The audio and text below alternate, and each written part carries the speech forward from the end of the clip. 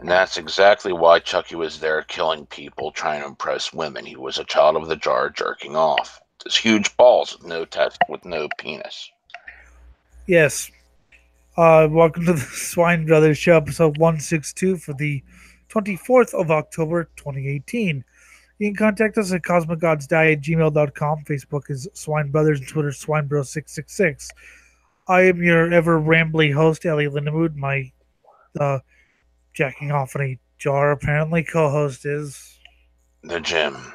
How do, you, I apparently jack off in jars. That's fine by me. how do you jack off in a jar if you don't have a penis? Anyway, uh, I hope you like the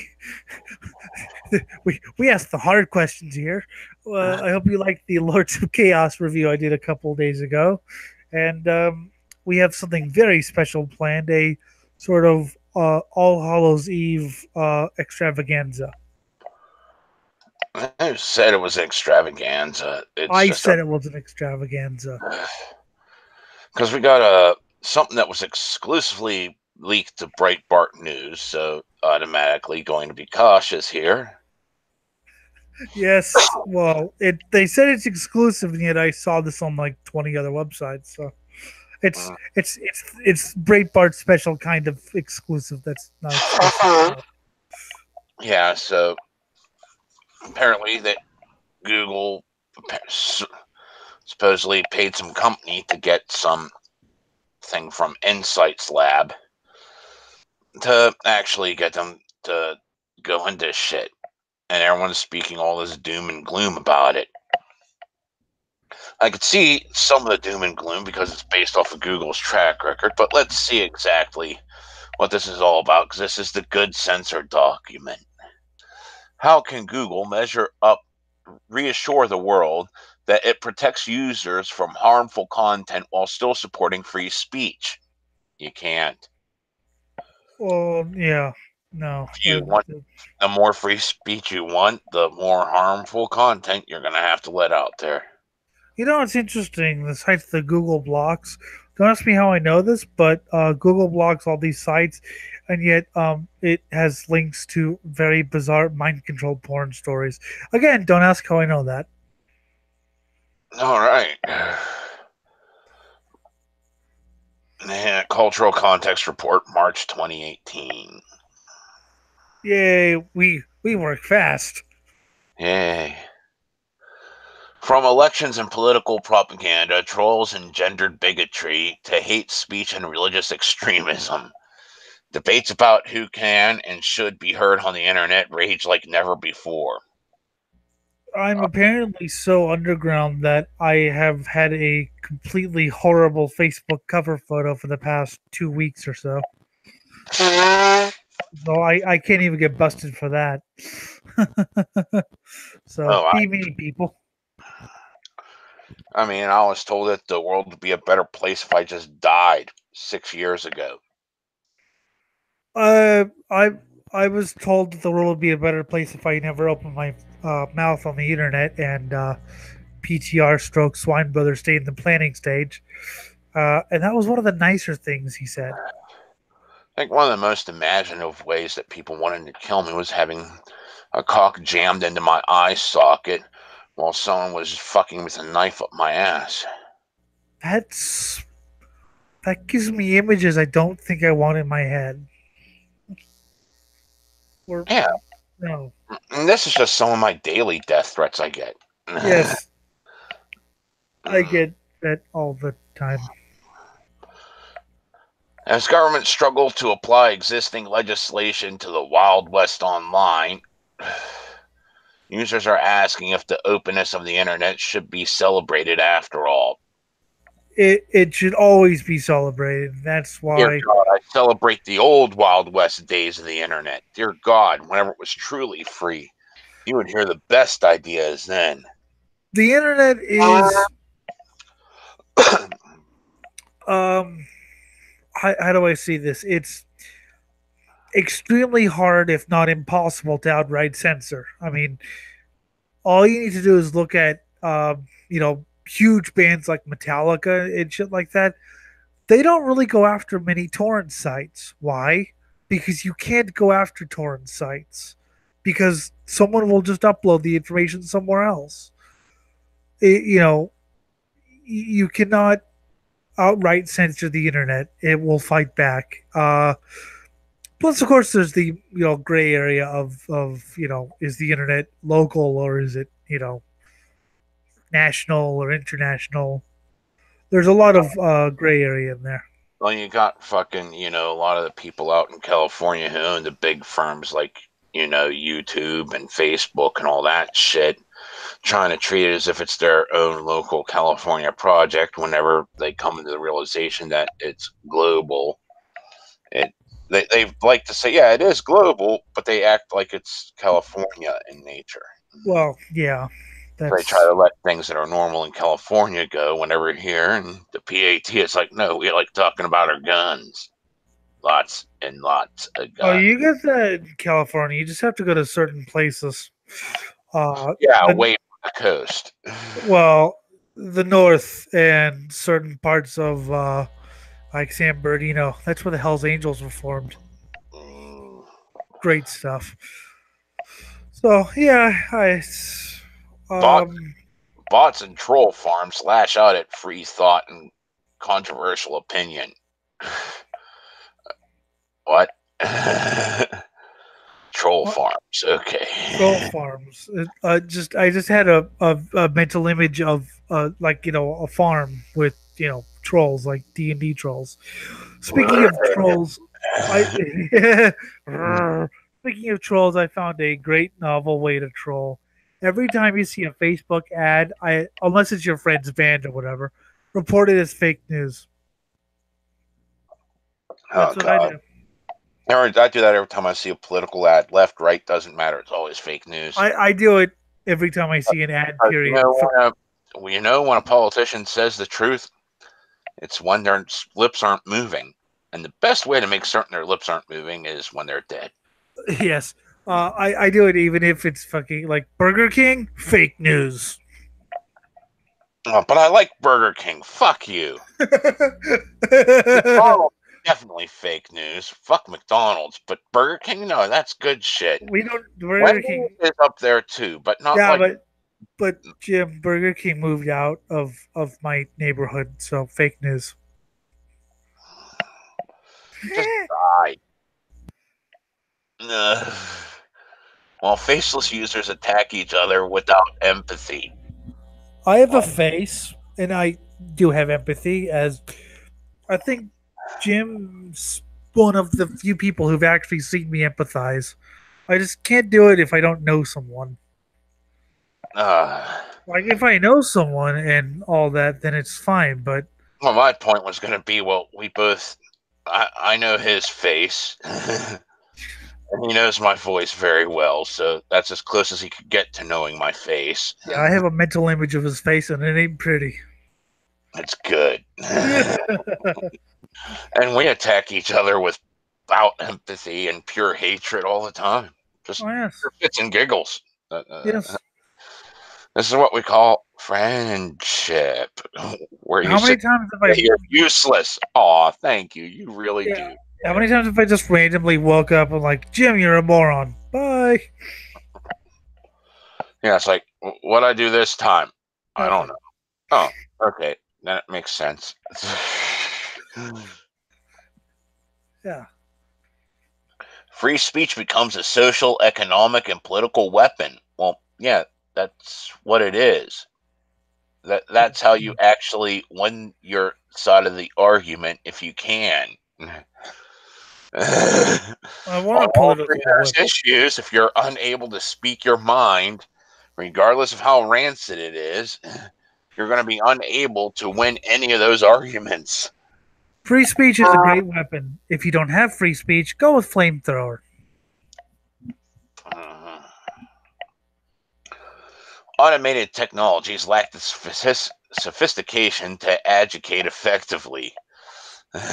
Well, yeah. Well, I do agree that a lot of people who say things online would not say this in real life.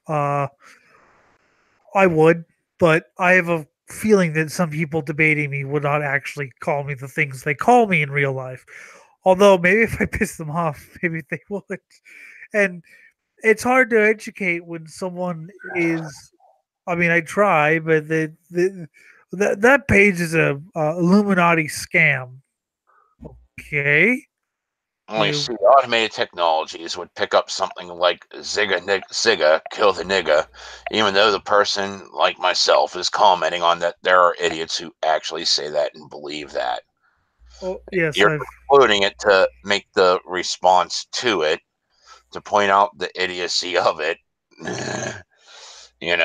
but like the bot would just say, oh, they said the word, boot it out, Yes. because it's not sophisticated enough to realize, yeah, there was a greater context involved. Well, yeah, I got. I don't know if someone reported me, but or whatever, but I got my comment got removed, and I believe it's because I used the word white trash. I was saying that new metal fans were suburban white trash, countering someone's argument that Pantera was for Well, rednecks and white trash. but I say I got the soul of trailer trash.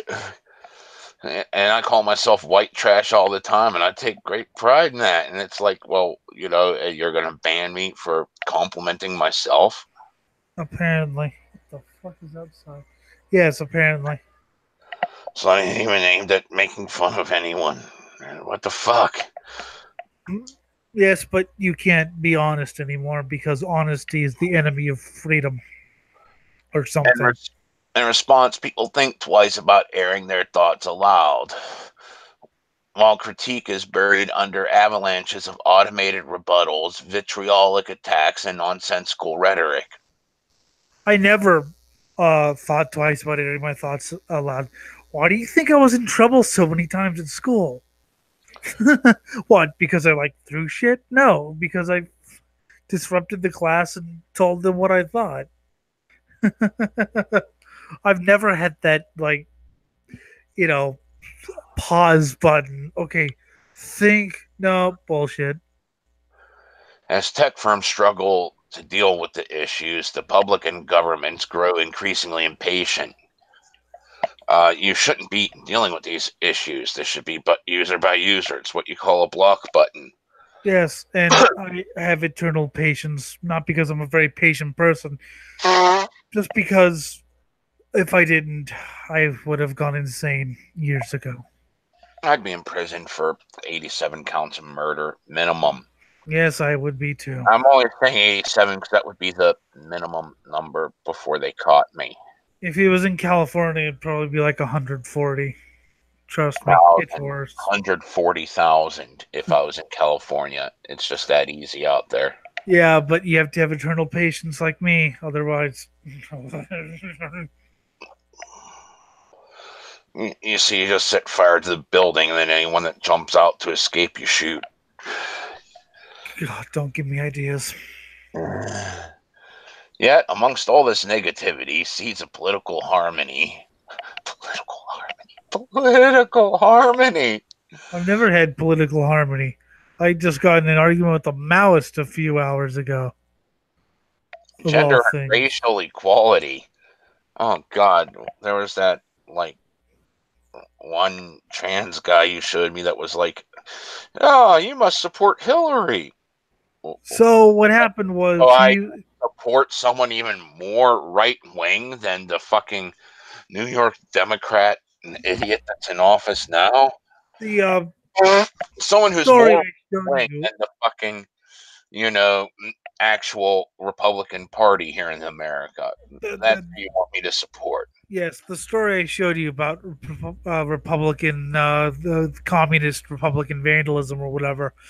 And I said, well, I'd rather have a Republican than a communist, sort of whatever. And this guy, well, like a true liberal, I was like, okay. He's like, well, yeah, I'm a Maoist, and you Clinton supporters. It's like, why do you assume that because I'm a quote unquote liberal that I support the mainstream wing of? I mean, yeah, it was hilarious. He still didn't listen, by the way, after like an hour and a half. Well, of course, I knew you'd be butting your head because that's what we call corporate brainwashing in the greatest degree. They have bought every single line fed to them that even remotely leaned their way. He says he can't find work because he's trans. He also has a degree in Marxism or whatever, Marxist philosophy. And I'm Well, thinking, that, maybe you that, should that's have why gotten a good degree. we're gone to a trade school. Yeah, right. Because if you're for the workers, you know how to work like the workers. And I said this before. He claimed he's been homeless. He is homeless and has been homeless for 2 years, but was on Facebook. And Jim said, "Well, yeah, he was on Facebook. He went to the library." And I was like, "Yeah, but uh, he was on the Facebook for a suspiciously long time and suspiciously late hours. So unless he broke into the library, Yeah. I mean, yes, because even the shelter didn't let me have shit like that. probably has a freaking $500 iPhone." Um, I mean, you could have that before you left and then be siphoning off people's Wi Fi, but how the fuck you charging it that late? Yeah, yeah, that's what I want to know. He And didn't if you answer any of my have a questions. $5,000 iPhone, there you go. That's exactly why you're homeless. You don't know how to spend your money. Yes, but no, it's because he's a victim and because he's going to be erased. Apparently, he also said, "Oh, it was sort of a new interpretation." He didn't say Trump was going to start He didn't say Trump was going to actually do the Holocaust. He said that what Trump was doing was a prelude to the Holocaust. So he wouldn't actually, but in like 40 years there would be a Holocaust. That's a new Yay. one. Yay. Holocaust. All right. It's doom and gloom. Yeah, right. And tolerance are shown on the internet. See the aforementioned death threats I receive daily. If you think that me making fun of this person is On intolerant both the because left and the right, you gotta love it. They both want me dead. They think the world will be a better place with my execution. I'm sure that someone will say I'm being intolerant by making fun of this person because they're trans, but it's not because they're trans. They just happen to be. It's because they can't argue and they're idiotic in the extreme. And I have no idea who they are. And they One of bought their the friends. corporate brainwashing that made them the way they are. So whenever you buy into the corporate brainwashing, you have failed. Yes, corporate brainwashing to be anti-corporate. Figure that one out. Yeah, well, that's how they get Oh you yeah, to yeah. side with them, making it say, "Oh, this is an anti-corporate stance." By the way, this is everything the corporate people have. Well, exactly. Same as Trump. He was packaged as the anti-politician. I'm Mm. the anti-corporation. I'm the Yeah, I know. anti-politician. If you rub noses with politicians, because billionaire, he had to pick up the trick somehow. Yeah, but people Hey. don't do research. Mhm. It's just the 1980s all over again. We got another actor in the White House that everyone hates and is doing a bunch of shit. It's also the early 2000s. I mean, King George II was an actor. It's just Now, that he was too an stupid actual to. different area because they were actually capable of capitalizing on fear because we were attacked. It, That was not a rehash of the 80s at all because well, they were yeah, but actually able to go full tyrant, whereas then they couldn't. Now, despite his idiocy, there are a few things that he has tried to undo, which are full tyrant, which, good on him for actually getting rid of some of this shit, but other shit you're letting linger too long. And but well, yeah, but my point was that King George II was an actor. The difference between Reagan and King George II, of course, was Bush was so stupid he probably thought he wasn't an actor and that he was president. Reagan was an idiot, but he knew he was an actor. Trump knows he's an actor and he plays the part well. I mean, it amazes me that people waste their time trying to, you know, siphon their hate into the orange guy. I hate the team around him. Him, he's too absurd to hate. Although I do hate his voice. Yeah. I would do well. I would sleep well if I never heard his voice again. He was better in wrestling. He was better when I didn't have to hear about him.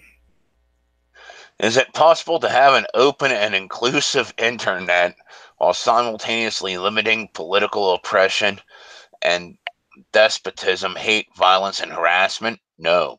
No, because I mean, You're no longer inclusive if you're limiting anything.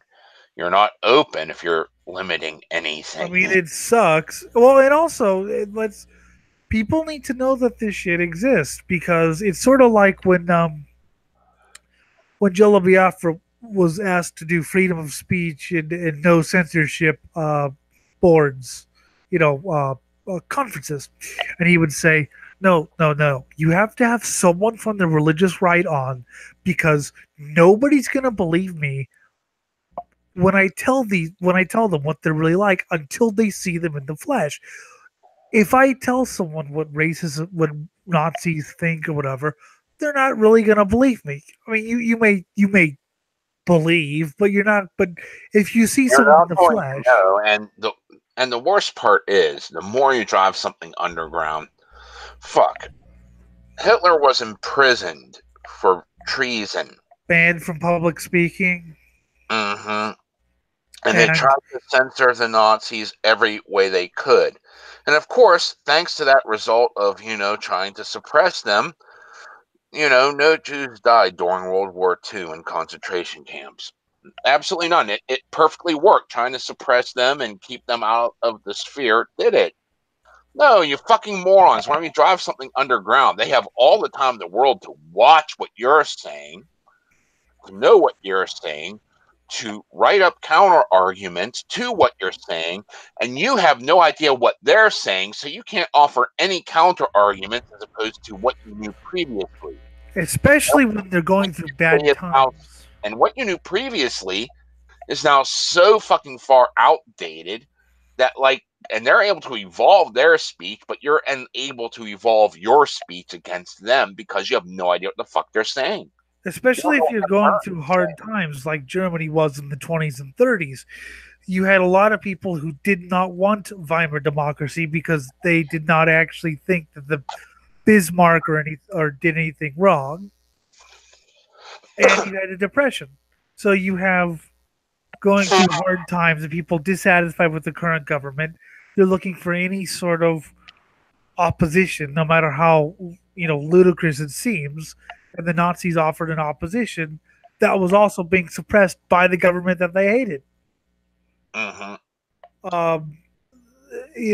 So you had, yeah. So you had, well, we're not big on the Weimar Republic. It's not solving anything. We don't think that the Bismarck, not Bismarck, the Kaiser, I should say, did anything wrong. Because there was a myth that the November criminals, were the reason that Germany lost the war. Not the soldiers and all that. It was the higher ups that are now in power. And the Nazis played this to the hilt, especially because they were being oppressed, as you said. So, and the best part was, even though the Nazis had committed violence against the commies, the Nazis knew how to play it up whenever the commies committed violence against them. oh yeah. And they always said, look at who lost us. Well, look, who punched a Nazi? Who punched a Nazi? And all of a sudden, thanks to the Nazis being punched and suppressed by, anyone that published anything, yeah, you kind of got a lot more sympathy for them out of the people that were like, I don't buy the rhetoric, but you know what? They're being punched by these people I hate, and they're being suppressed by a government that doesn't give a shit about me. Why not give them a chance? I don't think they're going to be able to run away to the store. Oh, God, too late after the fact. But, people are more willing to give them a chance because, yeah, they don't know everything they're saying, and some of what they're saying does make sense. And actually, a couple things were actually correct. But they used couple things correct to go into 3 trillion things that were completely wrong, but hey, you know. And people wonder why, both the extreme right and extreme left are making comebacks because, yeah, as you said, they're trying Well, to the suppress extreme them. left is starting to become mainstream. And now it's getting pushback saying, no, it should not be mainstream. They're crying because why aren't we mainstream? Because you were never meant to be. I mean, Well, yeah, those support like genocidal maniacs. It's just one form of genocide was very specific, and the other one was like, anyone who disagrees with me. well, yeah, yeah, it's weird, but we live in an interesting political landscape. I'll put it that way. Who should be responsible for censoring unwanted conversation anyway? Well, the person receiving anything they don't want. The All block you have to button do is is just there. you can walk away anytime you want. Yeah, I've that's I've what the I've block walked button. away from. Or if it's someone you're friends with and you want to talk to them later, there's a little mute button, and you can mute them for hours to a couple days to a week to permanently, where you can only just occasionally check in when you feel like it and unmute them whenever you feel like it. Yes, or just tell them to fuck the fuck off.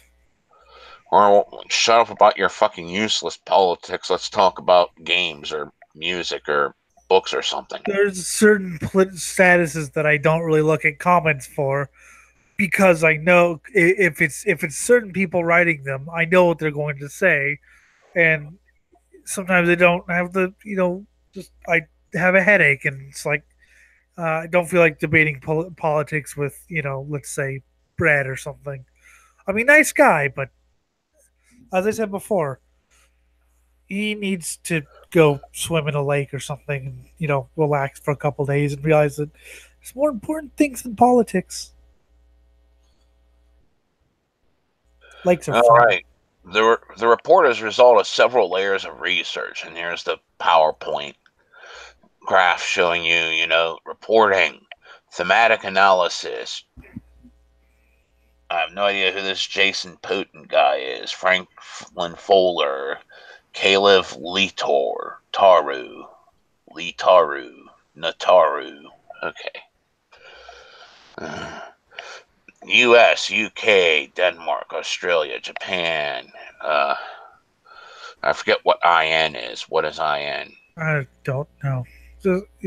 Brazil? Is that what BR is? I'm not. I've never been good at a lot of the country short forms. Desk research, academic and industry studies, cultural trends, Canvas library, narrative analysis, Quid. Uh, we worked with cultural leaders and local observers to deepen our understanding. People from Australia, Brazil, Germany, Japan, UK, India. That's what IN was. Okay. I guess that's what Yeah. D was, Germany. Okay. We work with some leading thinkers in this space.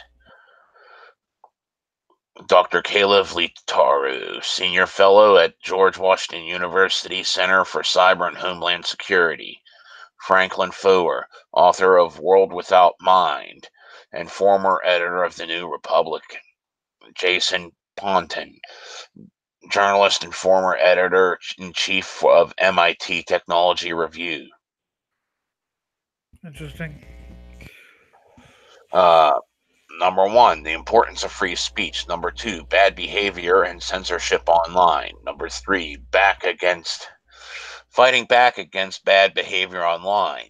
The Good best luck. way to fight back against bad behavior online is to just simply call it out. No, you're being a complete moron. Your views are stuck in the Middle Ages, and rather than just banning them, call them out, hold them up to ridicule. Yes. I mean, it was funny, as I was saying, the Lords of Chaos review. The book drew controversy because Varg Vikernes and Hendrik of Absurd and a few others were allowed to make several very extreme statements against Jews and races and things like that.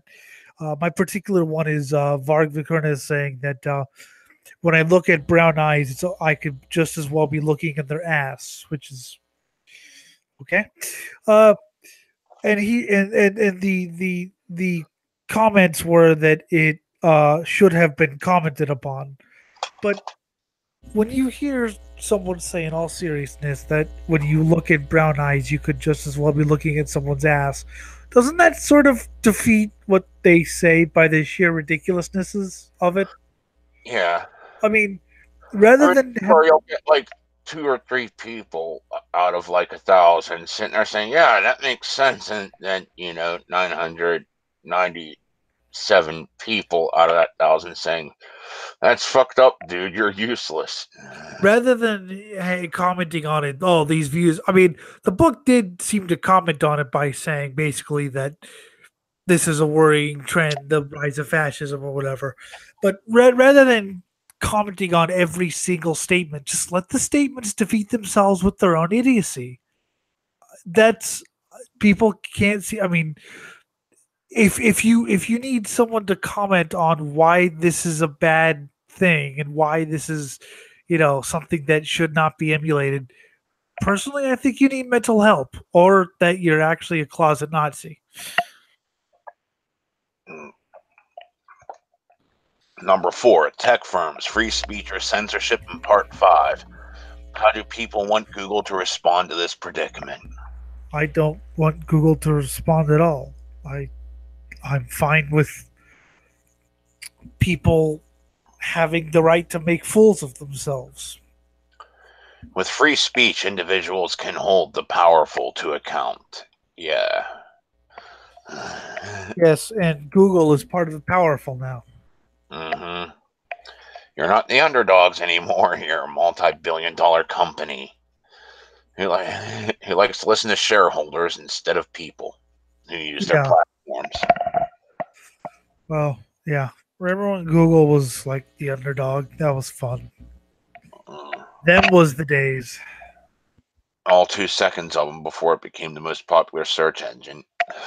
Yeah, but even then, up until fairly recently, the internet was, sort of still new. You had Time Cube. Time Cube.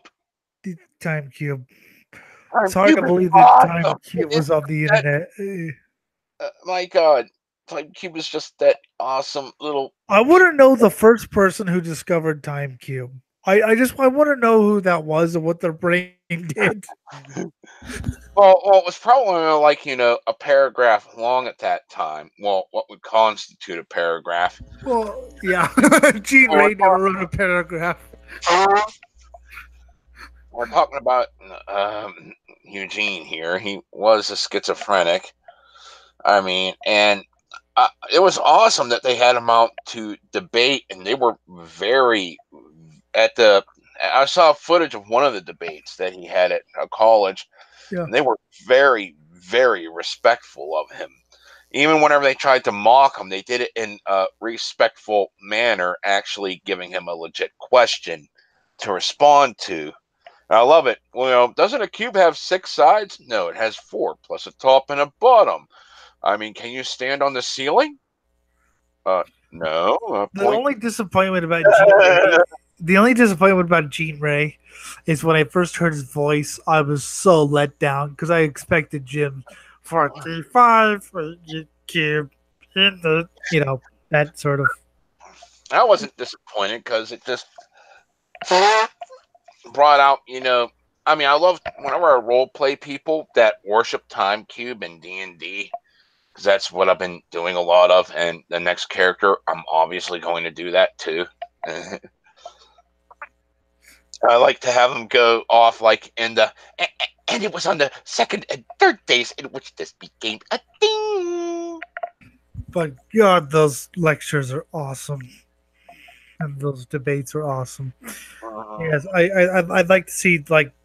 But if you actually listen to the guy, it's just like your typical guy trying to talk calmly and coolly about something that he thinks is being suppressed, but he's being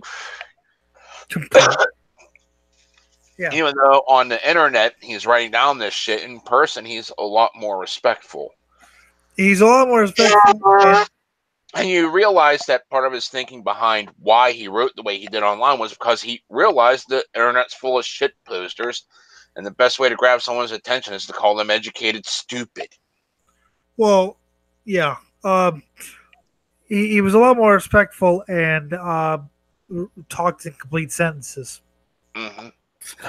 which he seldom wrote in, which only adds to the awesomeness, just the weird style. I've tried to replicate Time Cube, and it was a complete thought. It was like this nature-born essence where, like, the 4 major times a day, sunrise, sunset, noon, and midnight, yeah. were all part of these corner days. The only time I can really replicate It had, one race to it. I think, yeah. and like they weren't supposed to mingle. I mean, yeah, there was a race war brewing, but like it wasn't that the whitey had to win. It was that we all had our separate days and we should abide by the separateness because that's what makes us whole and all that shit. The only time I could really replicate that style of writing is prolonged lack of sleep. After a prolonged lack of sleep, that style of writing just comes so easily. I mean, it's complete. Like he was a schizophrenic, but so calling us Either that or the electricity did something to his brain. Why is it that electricians are just weirdos? they learned just enough science to get by, but not enough to. Either that or they're just working with electricity that just fries their brain completely. Well, maybe it is because they got shocked one too many times, and now their brains accelerated into the truth. He was also very active in promoting the game of marbles. Mm-hmm. And he lost his. Well, promoting the game of marbles, that's all trigonometry there. That's good math. Yeah. You should know that if you're doing electricity. I remember discovering Time Cube randomly and just going like, oh. And then that was even before I met you, and I was like, yeah, have you ever heard of Time Cube? No. You've never heard of Time Cube? And then I sent it to him, and that was the episode where he started reading paragraphs, and hours passed. Mm-hmm. The freedom to speak holds the key to our 2 most valuable possessions: personal liberty and the ability to express yourself freely, as well as the collective well-being and the prevention of harm. Well, yeah, that's why I also enjoy receiving death threats, because I know who to keep an eye out for. If I see this person kick down my door, I know to stab them in the face. You have to have a pretty. I'll prevent myself from them trying to kill me because they've already said they would. You have to have a pretty flimsy lazy. However, if they're hiding, keeping to themselves that they want to kill me, then I don't know. I have to watch out for them. And that's the biggest threat right there, the ones you don't see coming. Yes, well, which is why I'm not going to break down your door. I'm going to knock down very friendly. I'm going to knock very friendly. And then chainsaw you, or at least whoever comes to the door. Don't answer your own door in the future. Oh shit, my friend got chainsawed. It must be Elliot.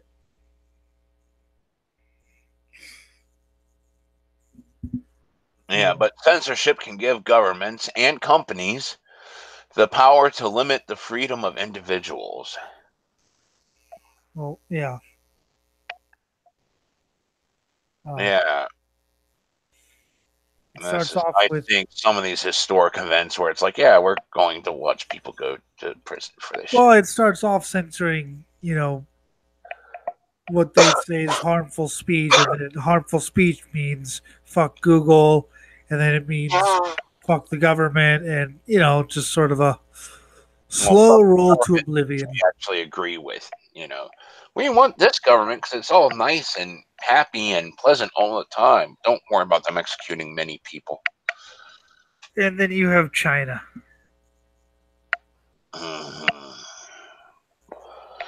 We did an episode on that, did we not? Yes, we did. Underpinned by the First Amendment and belief in equality of status in the field of ideas, the U.S. is especially committed to free speech. Some people don't understand that The, freedom of re- speech.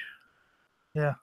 the reason that we only ban speech when it's intended to and likely to cause imminent violence is because as long as there's time enough to deliberate and to discuss, there's faith that the best remedy to evil counsels is good ones, that counter speech is more appropriate than a suppression, and that reason will ultimately prevail. It's the essence of our constitutional system. Yes. Yeah. Duh. Duh. Said for many This is a year. you gotta remember. This is right here. This report's like, oh my god, they're going to go full censorship. Well, here's the argument against them doing it. This is pretty much this company. Look, just stop. You paid us. If this is all legit, it's pretty much you paid us to give you this report. Fine, we're telling you stop. The best thing to do is have other people online saying, "Look, these people are morons, and this is why they're a moron." Yeah. But they're not going to listen. They're going to keep censoring. And that's why we'll either have a Nazi or communist dictatorship. Uh, there was a funny bit. I was just watching the death of Stalin, like a few days ago, and like at the very beginning, it goes through the whole entire intro sequence, and then he has his stroke, and he's on the ground there, and they find him the next day, and they're asking, well, should we call a doctor? Well, what doctor can we get? We just got done like purging a shit ton of doctors because they were part of the grand Zionist conspiracy. That was part of. There's been a rumor circulated for many a year that Stalin was actually poisoned because he was about to order another purge, and one of his military officers said, "All right, I'm sick of this." Well, one of the guys he was about to purge was his left-hand man or right-hand man at that particular purge. But it's interesting. I haven't seen the movie. Many I know. I know who made it. It was the guys from The Thick of It, and one of the guys has also done a lot of work with Steve Coogan and Alan Partridge. So it seems like my type of humor. I just haven't seen the movie yet. The humor is better if you actually understand, what happened at the time. Yeah. If you don't, then you're not going to get a lot of the subtle jokes. It's just going to be like, a lot of like, wow, this is documentary. If you don't fully comprehend, this is like the effects of someone attempting to institute communism. Oh yeah, no, It's corrupted because you gave them too much power. That's Armando's humor, like the thick of it. If you don't know anything about British politics, you're probably not going to get some of the humor, and you're just going to think it's a political drama with some incredibly profane people. If you actually get like politics and how it works, then you understand some of the jokes and the references and things like that. Personally, I think if they would have left the real letter from the pianist in there, it would have been funnier. Because the pianist, in reality, wrote a letter to. I could forgive the fact that like they shortened it by saying she had to be bribed to play the thing, which was not her personality at all. She played it because she didn't want people to die, because she was sick and tired of people dying, because Stalin killed her family. But that all let slide. The money she got was actually from Stalin as a gift for the piano concerto that was how it was recorded was actually pretty true to form. That's pretty true to like what the hell happened. They got people out after people started leaving. It's like, hurry up, get back here. We got to do this again because we didn't record it, and he wants it recorded. But yeah, I'll watch it. I'll look it up on torrent. But like the letter that she wrote anyway was like fucking the way that the South goes, God bless you. And they're actually saying, go fuck yourself, you useless sack of shit. Well, yeah. That's a light way of saying it where it's just this veiled thing that you're like, ugh.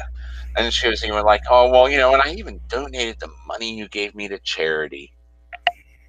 Yeah, so I have to look up and look at the historical context, but I'll do that. I'll see if it's on Few torrent. inaccuracies here and there. Like they had the whole sequence make it seem like it took about a week for everything to unfold, whereas opposed to okay, from that concerto to his death was actually a couple years.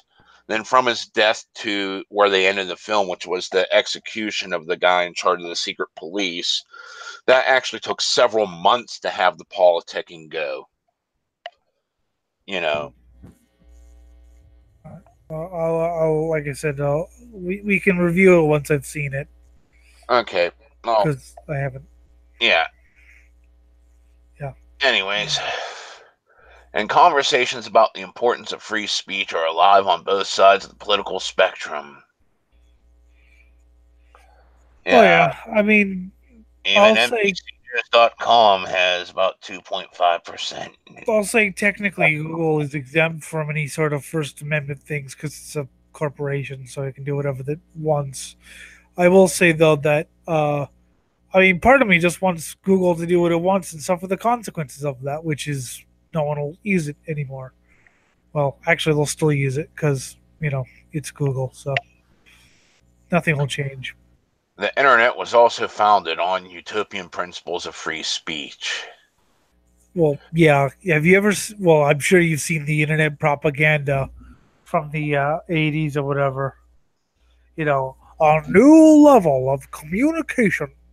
Oh, I Which, love how they simultaneously praised it and then condemned it and then called it a useless toy that would die out. well, yeah. Well, it sort of depended on who you talk to. This is all the same fucking, you know, talking head in front of the TV.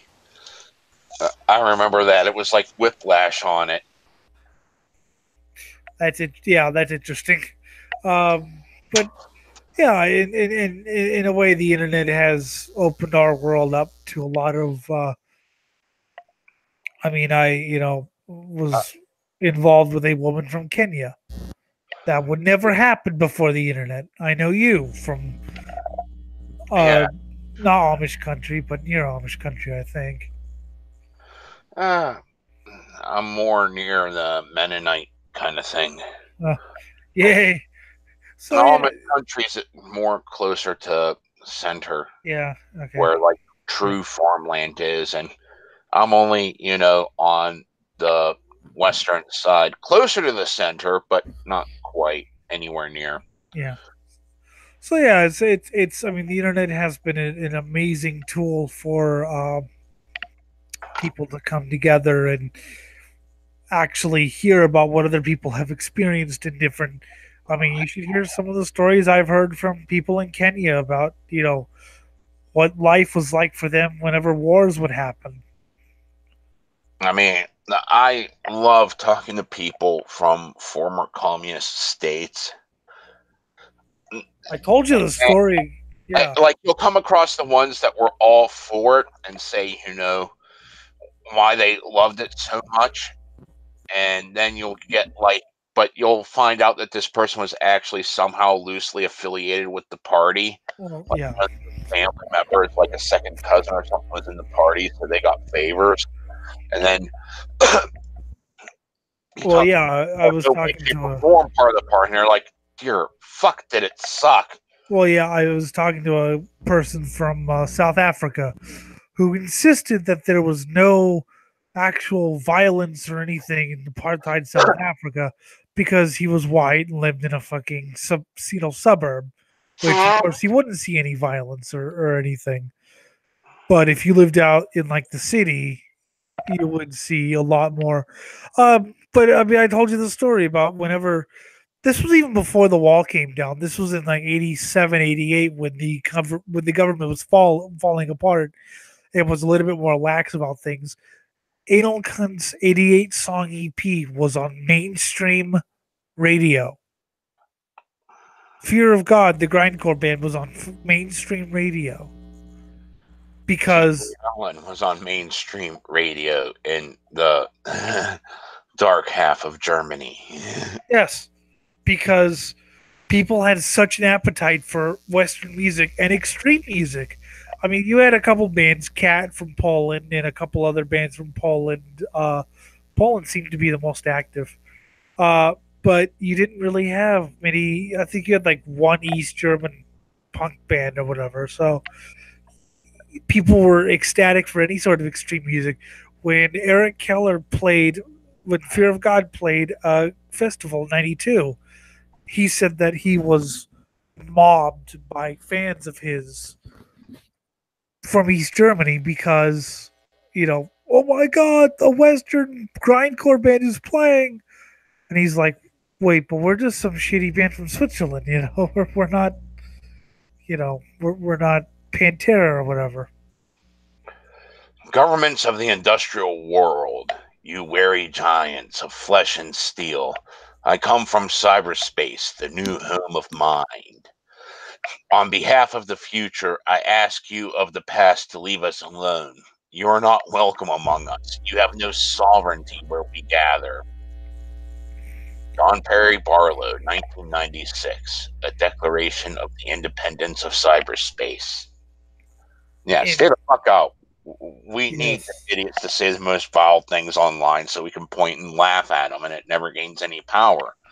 The more you censor it, however, the more power it gets because people start to get sympathetic to people that get kicked in the teeth by the government. No one trusts the government. Well, yeah, and the people who do are misinformed. Politicians can only speak the truth when their mouth is shut and their hands are tied behind their back, or cut off, or they're dead.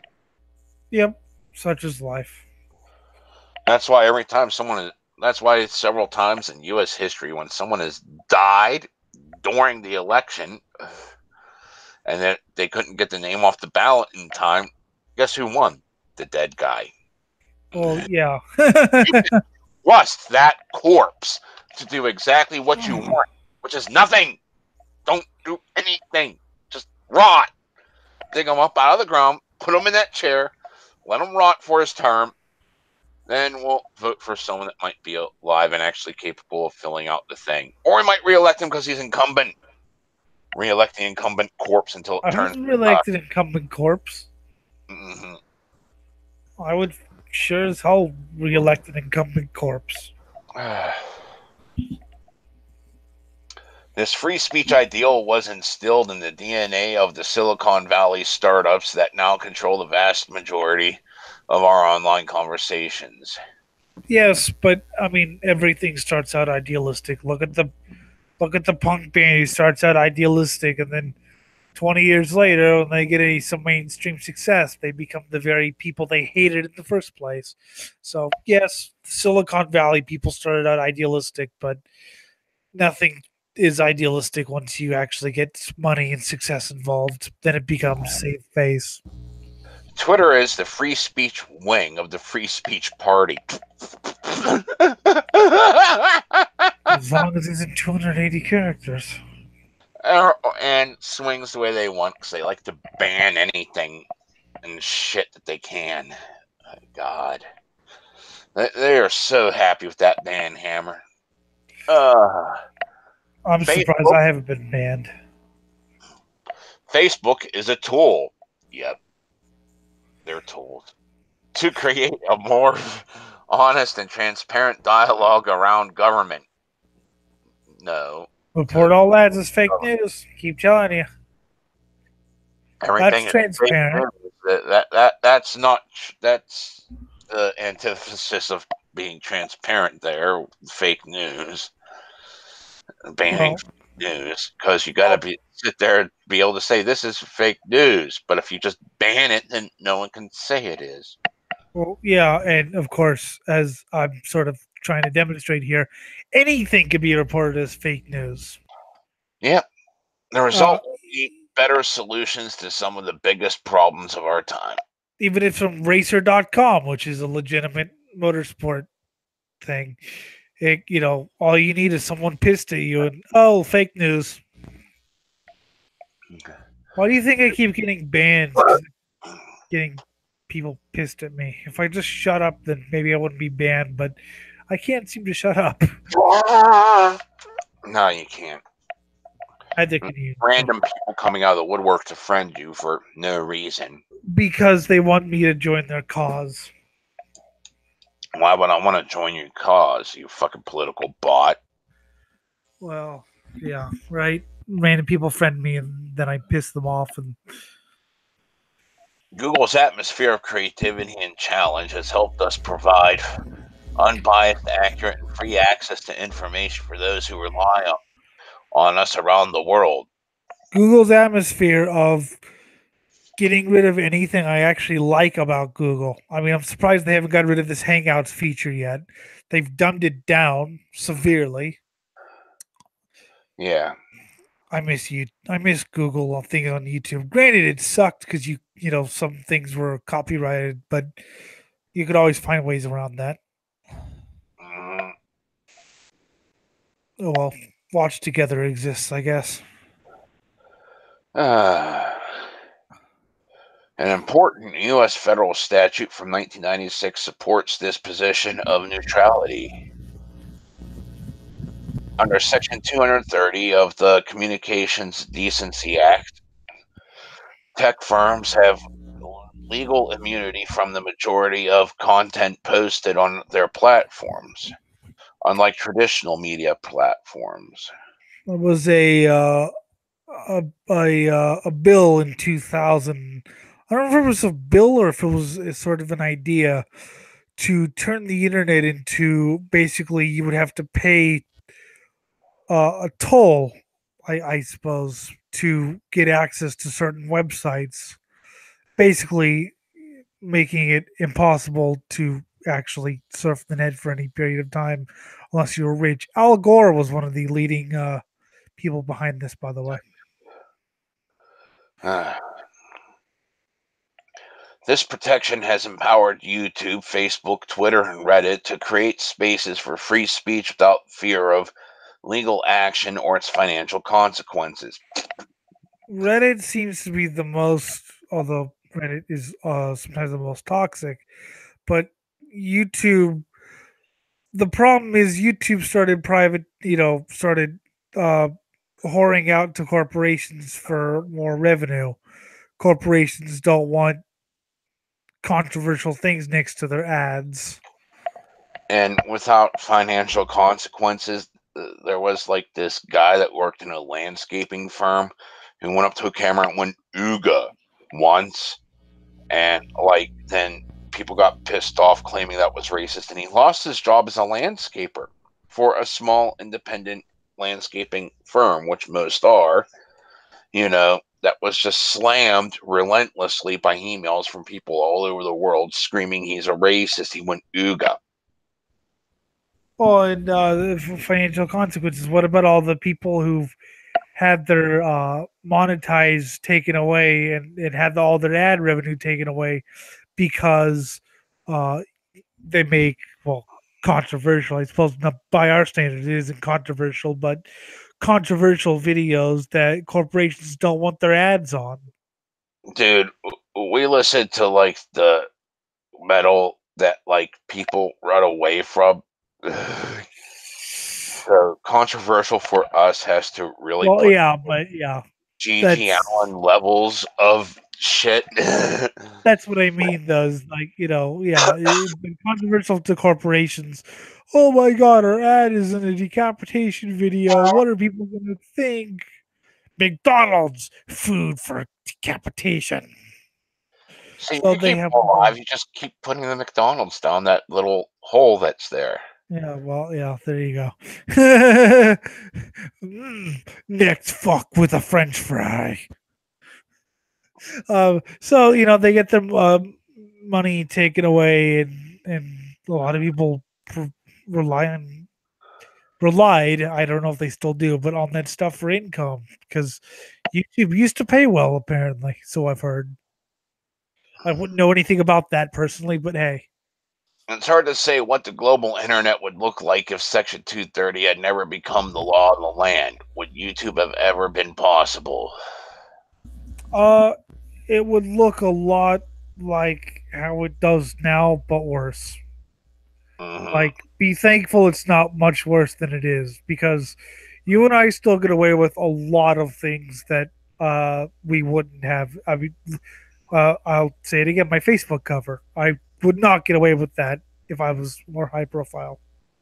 Yeah. And the internet has certain unique qualities that have supported these ambitions further. Communication is fast and frictionless. Anonymous conflict is possible. Everyone has a voice. We meet like minded people. Scale is unprecedented. I also like meeting unlike minded Well, people. yeah, but that well, yeah, I even date some of them. But Yeah. that is true. I mean, in many ways, and that's what I've been trying to say about the internet is that overall, I think the goods outweigh the bads. I mean, I I was this random geek in someone who liked metal and had no way of communicating with people who liked metal because I didn't know in high school that metalheads existed over here. Of course, then I met someone, and then because of the internet, I found not only some of my favorite records and demos, but I found people who I sent you that Eric Keller thing, right, where he's like, "Oh yeah, I saw Hellhammer rehearse before they became Celtic Frost." You know, I would not have met someone like that in real life Yeah. because Switzerland is a long way from California, plus, several years older. So, yeah. And yes, I would unlike have minded been able people. to just sit there and lurk and pick up general vibes off the general populace just I by do bouncing that too. between different forums and different fucking other places people go to bullshit, I, watching them explode and see, okay, well, this is the general vibe of like all 50 different states. I have some normal people in who are, I went to high school with. So it's interesting to see what they say. And then I see you or Randy, the guy, Randy Butt Sex or Dirt Rod, whatever you want to call him. I see his posts and your posts, and then I see some normal people, and it's an interesting contrast. Of course, most normal people bore the shit out of me, but or like whenever I uh, uh, whenever I dated Joe, seeing her posts, which were completely normal. She even posted fucking like Christian, music things that were sort of putrid, and then you would post. What would you post? Sodomized goofer meat. It's sodomized gopher meat. I was like, Yeah. yeah, yeah.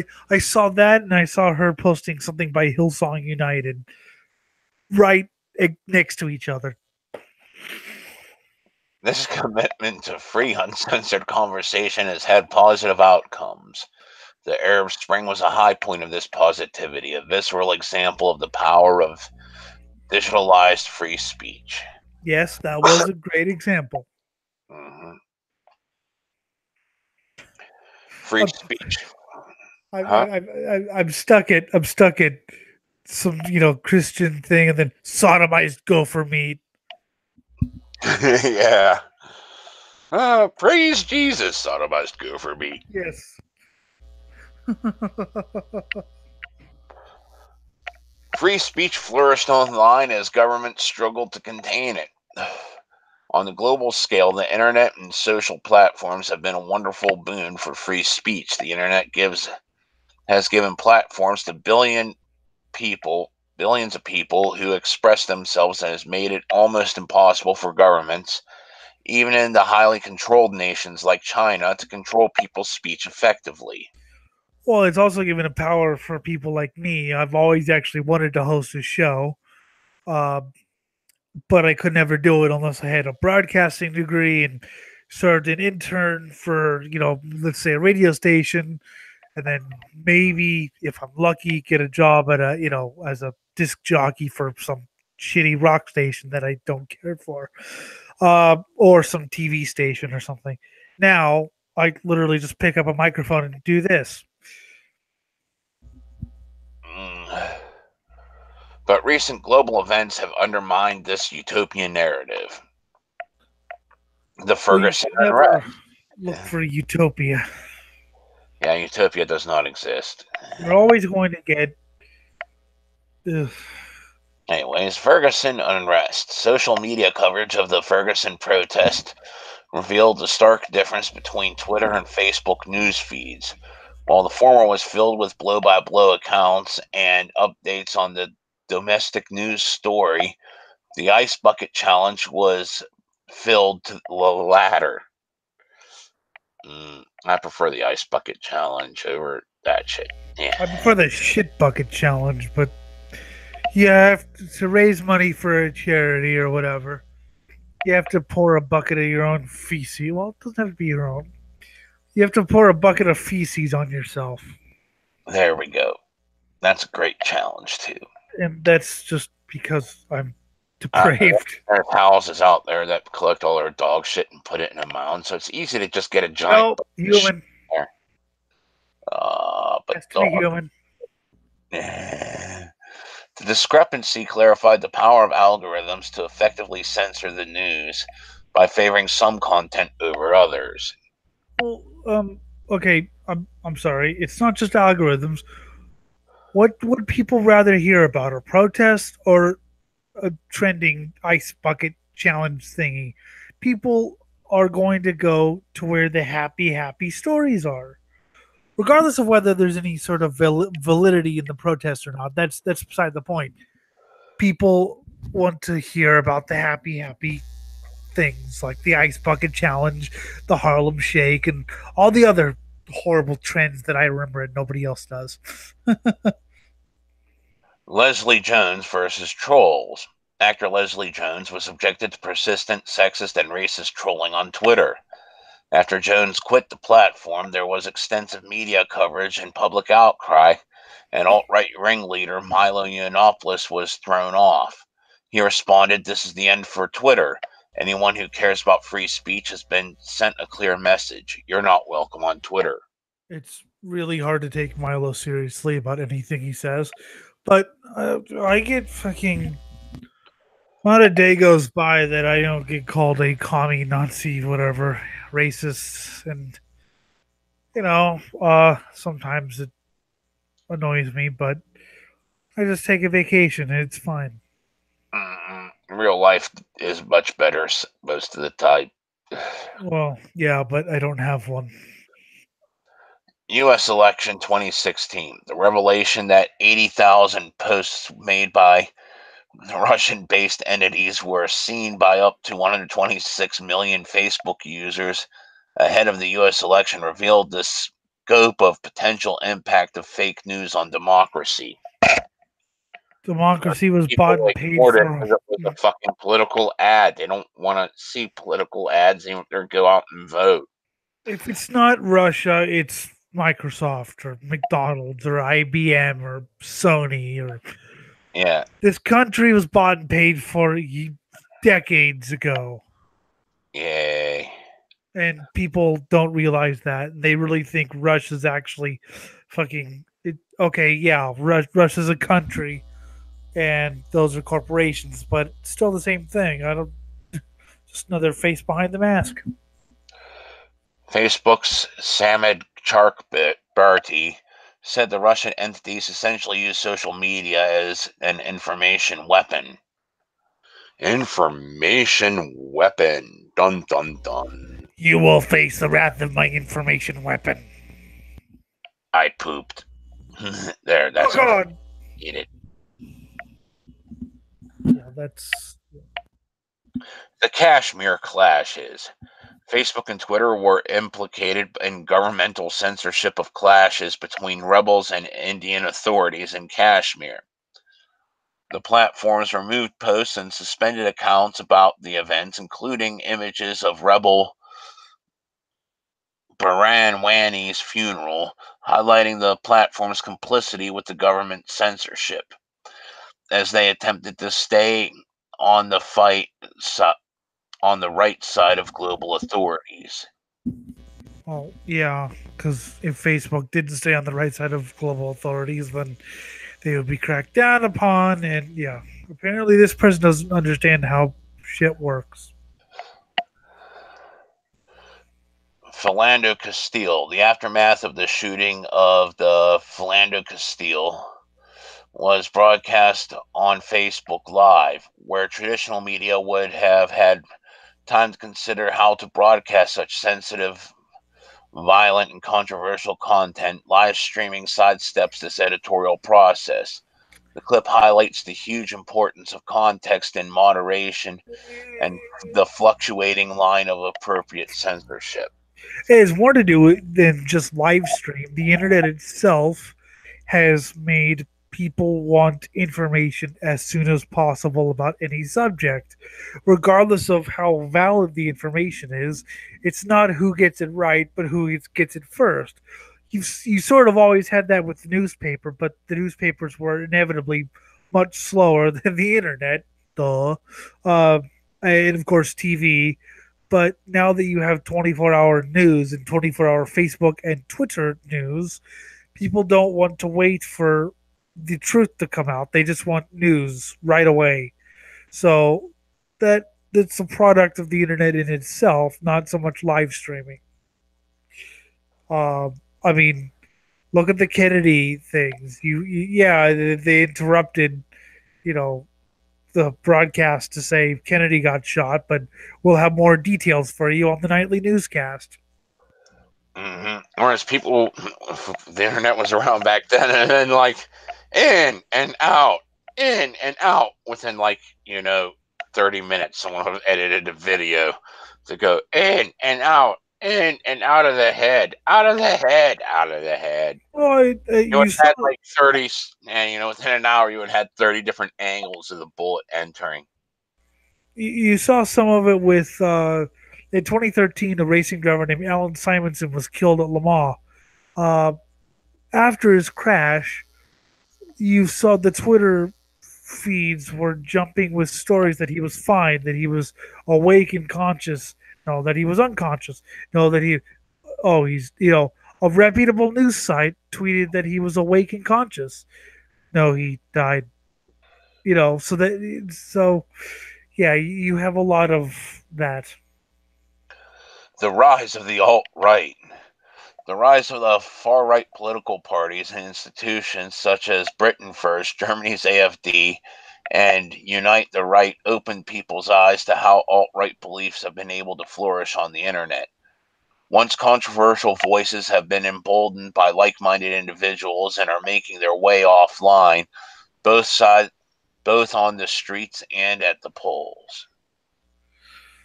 Which is interesting, That's but more of a thing where people were pushed to the side and actually silenced, and people sought it out because other people who weren't silenced said it's being silenced, so they went and checked out what was bad because, whenever anyone censors anything, the first response is, what the fuck are they saying? and now that the alt right's uh, At least that's how normal people are. People that are indoctrinated into one side of the political spectrum or the other so far are like, oh my god, that's degenerate. Or, oh my god, that's sexist, homophobic. what's funny is now that people are actually getting a voice, the alt right seems to be sort of losing its edge a little bit. Now that they're actually starting to get more people out there to have a voice, they're losing their edge because people can actually hear what they're saying. Wow. Yeah. Instead of being this great mystique that you can only get scraps of info on, and some of it actually looks like it makes sense, then you get into the real bullshit. It's like, oh. And it also has to do with political trends. We're living in a trend of both extreme right and extreme left. Who knows? You know, we may be heading towards a trend of moderacy. Political attitudes. Extreme middle. You guys on the edges die. Yeah, pretty much. Um. So yeah, who knows what we could be heading in? But right now, the trend is to be extreme because you have to say it like that. The trend seems to be towards extreme. Who knows what it's going to be in a couple of years? Queer Museu. The conservative Free Brazil movement used social media platforms to rally against an art exhibit called Queer Museu because it discussed homosexuality and pedophilia. The exhibit was eventually shut down, raising concerns about freedom of expression in digital spaces and the censorship of online-offline Brazil spaces. Well, all you need to know about Brazil is when Portugal offered them a quite liberal constitution, as long as they remain, sort of a protectorate, that includes freeing the slaves and all that, and I believe women's suffrage, but I could be wrong there. Brazil said, no thanks. We'd rather become independent and enslave more people. Logan Paul, hugely popular YouTuber Logan Paul, drew criticism for an insensitive clip of him seeing a suicide victim in a Japan forest. YouTube responded by removing Paul from its premium advertising program and reforming its ad restrictions. The I controversy, actually tried watching that, and it was the most boring thing I've ever seen. it is. The controversy, it's just like someone trying to play around like Neo Yuppie Trash does with the idea. I'm so hardcore. Mm-hmm. Beavis and Butthead were more hardcore than you, and they were on fucking cable. Exactly. Butt munch. The controversy raised the question of how much censorship we should demand from YouTube and whether it is putting profit before people. Of course, it's putting profit before people. We should demand that there should be no censorship on YouTube, and that, yes, it is putting profit before people. We should demand that Elliot and Jim become the heads of YouTube content. Oh, God. While revelations and exposés increased calls for change. Extremist content, major brands, including the UK government, Marks and Spencer, and McDonald's, boycotted YouTube after it was revealed their ads were appearing on controversial clips and extremist content. I love how they put ISIS in the background here. We're going to behead some Americans. Da-da-da-da-da.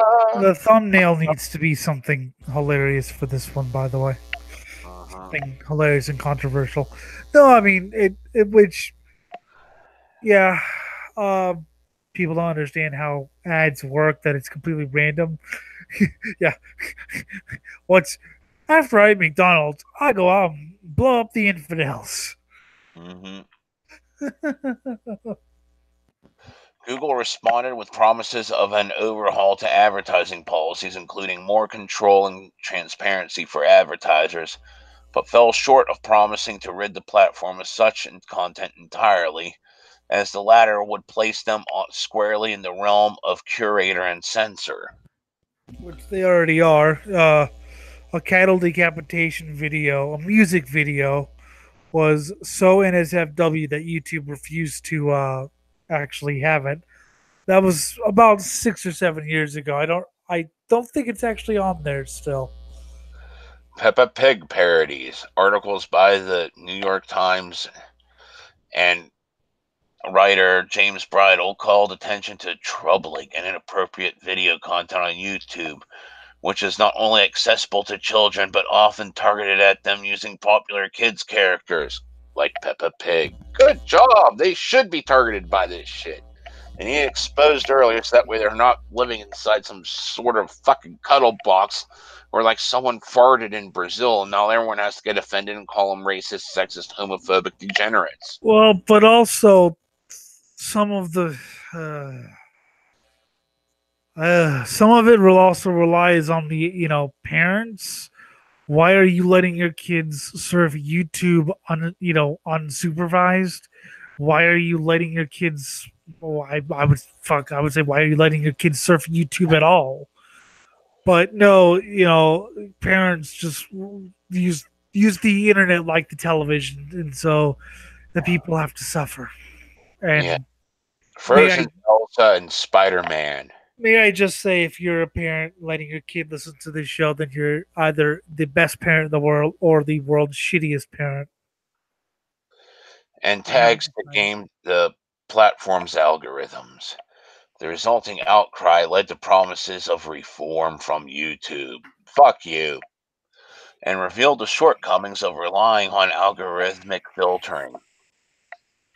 Why are you letting your kid?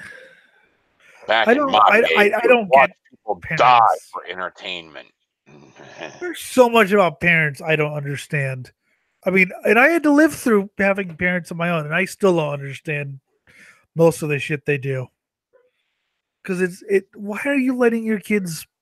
They should be playing outside. They should be Look, I fucking. let my daughter play Grand Theft Well, Auto yeah, Vice City, and I did not leave that TV while that controller was in her hand. I made comments. Tommy said a bad word. He's going to get his mouth washed out with soap. well, yeah, Tommy's being mean to people. He's going to go to timeout now. That's what busted means. You go to timeout for years. well, yeah, but yeah. Tommy just got wasted. That hurts a lot, and you never wake up. Well, exactly. And that's sort of. But I see people who basically, here's your iPod, Tommy. Here's your iPad, and And fucking the funny part was, she'd sit there imbibing, maybe I'd say 13 hours of Grand Theft Auto a week. And she was quoted as being one of the nicest kids in her class. exactly. But like I said, I've seen modern day parents. Okay, here's your iPad, Tommy. As long as you shut up and stay out of my sight, I'm not gonna bother being a parent. Mm-hmm. Whereas, if let's wow, Elliot said something about letting people die, but in reality, he wouldn't actually kill people because he go to jail. Jail is a bad place to be. Yeah, exactly. Yeah, and so yeah, there are ways you can do that, but these modern day parents, oh, but we're so busy. It's like, well, yeah, being a parent's sort of a full time job. As though we're not responsible for what happens on our platform's defense crumbles, users and advertisers are demanding action. Yes, of course they are because they're advertisers. They We're, don't. we're through the first early utopian period of social media and free speech. We're through the middle period where there was excitement about the benefits of these platforms, and now we're into a third era where we're becoming more jaded about their functionality. Now we're looking to the networks themselves to better manage their own utility. And there's some conversation about governmental obligations on these networks as well. Fuck you. They should be covered. I'm not in any of those years. I just want to fly under the radar and be left alone. What era is that?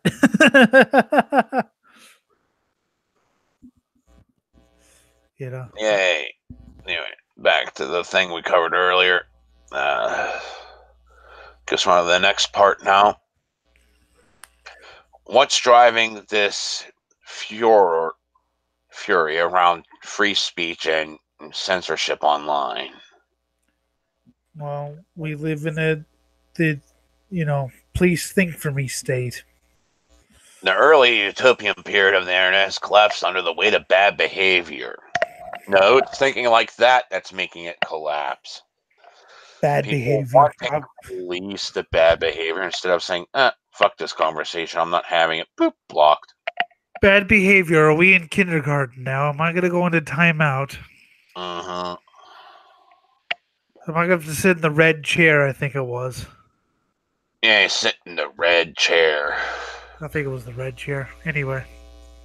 Users, governments, and tech firms are all behaving badly. Tech firms behaving badly. Order your videos today. Sexy tech films caught on camera, or tech firms caught on camera. Why me? How are users behaving badly? Users behaving badly. Yay, we need more of that. That way we can point and laugh at it and call them idiots. I could turn everything into a porn. Yes. Although people have long been racist, sexist, and hateful in many other ways, they weren't empowered by the internet to recklessly express their views with abandon. Well, yeah, the internet sort of makes it possible for every moron to speak his piece, but whatever. Let him speak his piece. That way it's out there and you realize that guy's a fucking moron.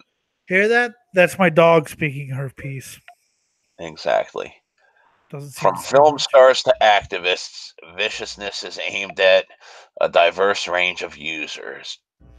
For Fish. instance, 2.6 million tweets contained anti Semitic speech during the US presidential election, half of which was from the left. Yay. Well, I mean, I got into an argument about that too. The band Profanatica was banned from a show was canceled from a venue because they had some lyrics that were anti-Jewish, but they're anti-Christian. How can you be anti-Christian but not anti-Jewish? Because, Three weeds from the same root. yay. I mean, I don't have anything against people who practice those religions. I dated a Christian, but yes, I would say I'm anti those religions. You know, Reprisals and intimidation. Online and offline worlds are blurring as more people are physically assaulted for speaking on the net. In 2017, a Christian cartoonist was murdered in Jordan for mocking Islamist militants' vision of heaven, while a journalist was killed in Myanmar for using Facebook to post about corruption.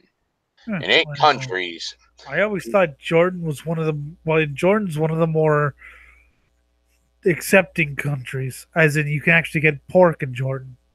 mhm, Uh, yeah, well, I'm still waiting for. Aren't you that Elliot Lindenwood guy from Swine Brothers? Yeah, kill him. uh, 8 countries witnessed murderous reprisals for odd-light speech in 2017. Trolling. If someone seriously though, if someone murders me for something I told said online, they have to be pathetic. Yeah, they have less of a life than me, and I have Or no life me. currently. Yes. By provoking arguments and flaming disruption, trolls threaten valuable debate and infuriate users. They're also fun to troll back. Trolls can be annoying though if you actually do want to Well, talk they're about. the fucking annoying ones that just keep posting the same thing over and over again. Oh, wow, I'm going to do this. This works all the time. Not Well, against that's why I someone was so who told pissed the at internet Chaz. you were in diapers since before you were even a cum stain on your mama's pillow. Well, God. that's why I was so pissed at Chaz because he started trolling when he didn't really need to. I mean, there's a time and a place for trolling, and there's times when it's fun and times where it's just like, okay, no. I like it whenever you actually poke at someone and you actually get to the core of their ideas, not like whenever you're Yeah. just sit there saying, ha ha, this was funny, ha ha. Well, every time I troll, there's always a or shit post or whatever. There's always a point to it. It's never "Eh, mother come." And there's always a point to it. It may be a little exaggerated, but there's always a reason for it. Hell, I was actually trying to explain to this one chick uh, how the MGTOW movement actually thinks, and she thought it was my representation of my own ideas. When seriously, I like fucking chicks. You know this. You've seen this. You know, I like going on dates and interacting with females. I'm not part of this movement. How can you mistake me for that? I tried But explaining like, you to know, the fact I was actually explaining the view to her yeah. somehow made in a way that made it seem like it was sympathetic whenever it was me just actually doing what I do. I try to put myself in someone else's shoes and look at the world through their eyes whenever I try to bring up these topics. Well, yeah, I had So I that with agree with Nazis. them on several levels. It's still like, you know what? But I can see where they're coming from, why they have these concerns. And she's like, oh my God, you must have these. No. Well, yeah, I tried doing that with Nazis because they were saying I don't understand, So I try to explain. The MGTOW movement. I know someone who was into that for about 5 seconds, and then he just saw how pathetic they were. But yeah, people think that I wouldn't people really. think, It depends upon which section you come into. Some of them actually have a better life going for them than what you think. but Just people the fact think that that. they, fuck dolls. Who cares? At least they do that much. Incels don't do that because, oh my God, the shame. Because I'm perfect. But people think that if you explain something and don't try to condemn it, then you must be supporting it. Whereas I try to learn about as many religions and belief systems as possible. I can accurately explain why someone would hold racist views. I was explaining why Lovecraft held racist views, and someone was, "Well, why are you a racist too?" It's like, no, I'm just explaining why Lovecraft thought the way he did. And You can empathize with someone and still disagree with them. You can empathize with someone and hate them. well, and the gist of it was he was a very sheltered person, and fear of the unknown and other races and people like that were unknown to him because he was so cloistered in his own little world of books and imagine high society. And people, well, you must hate the unknown too. It's like I would love the unknown at this point because the known's depressing. Yeah. someone someone That's probably one please. of the benefits of me possibly having ADD. Everything's unknown, and I have to go explore it all simultaneously all the time. Me and every friend I've talked of yours, which amounts to about three, have all confirmed you have ATT. Lovely. I need those drugs then. Ah! Well, yeah, because I think it was, I don't remember who it was, but I was like, yeah, I want to do a show, but he's focused on his game. He's like, and it's like, well, just wait 10 minutes. He'll be focused on his show. Mhm. We make fun of you because we don't care. Yes, exactly. And it's your lack of caring that touches my cold black heart. Yes, I'd say we kid because we care, but that would be a lie. The problem has become so rampant that several websites have even resorted to removing comments entirely. People have thin skin. I I get mean, death threats daily for shows I did years ago. well, I mean, for as far as trolls, if someone insists on trolling like that, I usually just try to ignore them and reply to their serious comments. And usually, if you do that, then they'll shut up. Yeah. If you keep saying, if you keep on trying to feed the troll, as the old expression goes. 26% of American users are victims of internet trolling, and the other 74% of internet Americans using the internet have no idea what trolling actually is. No, the other 74% are too ashamed to admit it. No, they have no idea what it is. So they can't admit that they've done it. They've suffered from it too, because Well, 100% I know I've been trolled. I've been trolled by people, and I've trolled back, and cyber harassment. I always just say that whenever someone is like, okay, yeah. See, I also think that people say that they're trolling as a sort of an excuse whenever they lose an argument. Here we go. More of those death threats I receive daily. Cyber harassment. Ooh. Yeah, From I'm petty going to name kill you. calling to more threatening behavior. I should be lynched by my own intestines. Did you know that? Yeah, well, I'm going to murder you, I Jim. gave that a D minus because I've heard that 18 million times before. But anyway. That would be interesting if your intestines just sort of came out of your face. Death. That is actually Yes. awesome. That needs to be put in like a horror movie. Just And then your intestines start talking. Death. yeah. Either that or there's a Somehow the ventriloquist in your finger house. itself comes out first, and that's what talks to you as it loops around and starts going around your neck and looks at you, says death, then just goes taut and and somehow your intestines are levitating there in the air and you're hanging by them with Somebody film that. it. Harassment is an unwelcome component of life online for all too many users, with sustained stalking and one off incidents defining the spectrum. Yeah, but I got death threats in person as well as online. And I give death threats in person. You don't know because we never met, but I can't. How many times my family has heard me say something to the effect of, "These people would be vastly improved by bursting into flame." Uh, some experiences are easier to escape than others. 40% of users have been harassed online. Yay. I got That's more like doxxed once. 100%. I got doxxed once, like to a degree that it would actually hurt some innocent people. But luckily, I was the admin of that group and could just sort of delete the post. Mm, I mean, I don't. I usually don't delete the post, but I draw the line at sort of innocence. Like they can fuck with me all they want, but yeah. don't rope people in that didn't have anything to do with it.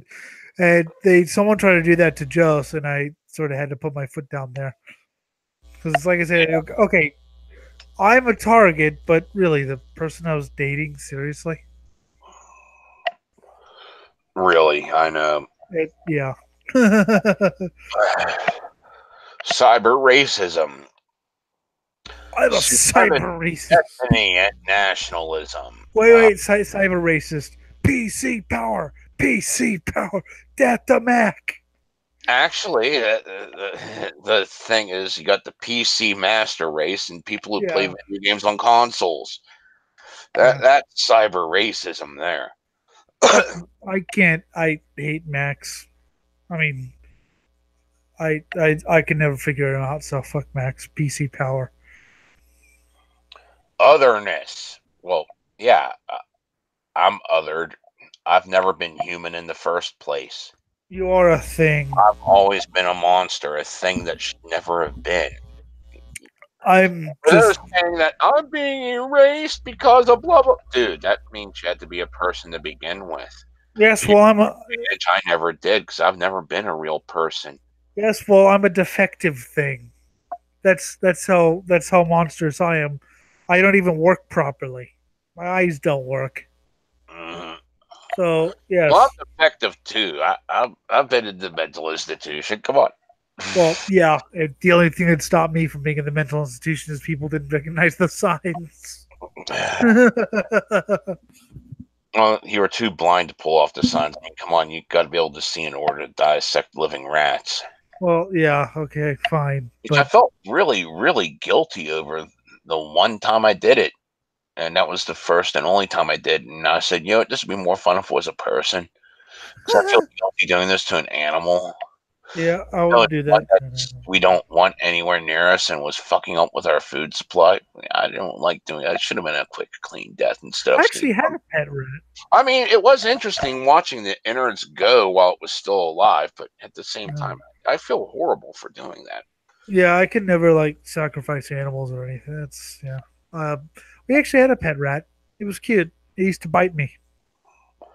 Now, it's one thing Jeff talked me into that both of us agreed we should have never done. Yeah. Well, Oh well well. I hope that appears to the book. And we never crossed that line again. Well, yeah. The And we you, crossed it once, said, okay, this is something we can't do. you learn from experiences, and Don't do it again. But yeah, that's it's defective mutants. Separation and hostility. Oh, those are two things I receive all the time. No one wants to Fucking be awesome. around me, and they violently state it. Yeah, violently stated. So apparently, the internet is being cyber racist against me. Yes, you're racist again, Jim. You Jimis. Cyber racism exists in many guises, but is most often described as a rage of white supremacist movements in Europe and North America. What about the black supremacist movements? Well, those are awesome because they actually have the interesting speakers. White supremacy you've heard all the time. It's awesome to hear, and we have to kill all the white people. We have to eradicate all the white people. I don't Oh, that care if was you're clapping. I don't care if you're clapping, but we have to eradicate the white people. gee, that's the same exact thing that the racist white people are saying. What the Yeah, fuck? but he had such a cool voice. And just replace black with white and white with black. It would be like I don't think any better white than supremacist had such a cool voice. and the new horizons the internet and digital media have opened for them. Welcome to the welcome to the KKK Brothers show. We're stepping off the internet in a big way. We have been spreading our memes. We have been organizing on the internet, and we're coming out. Yeah, Here you're coming out, Jim. I don't want to know. Daily Stormer. Dun, dun, Yes. dun. Welcome to KKK Brothers. I'm Grand Dragon Linda Mood, and that's Sir Knight Thompson. Yay, I am actually God. Yeah, you wish your dog. What a behemoth song. Venting. What, Wow. ventriloquism? Ventriloquism? When they're angry, people vent their frustrations. I But vent whereas people my used thoughts on, and that's why I said my statuses seem sort of like rambling and stream of consciousness. That's because they sort of are, because I don't proofread them because it's Facebook. I pretty much just sort of write because I don't give a shit if it makes sense because it's Facebook.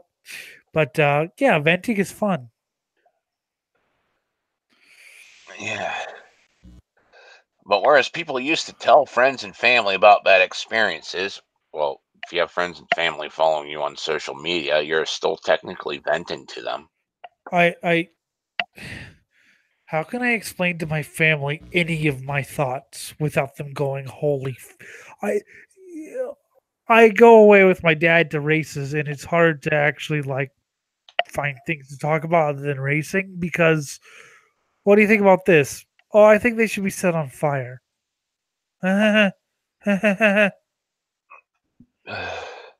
The internet now provides a limitless audience for our gripes as more and more people vent. Online conversations fill with anger and nastiness.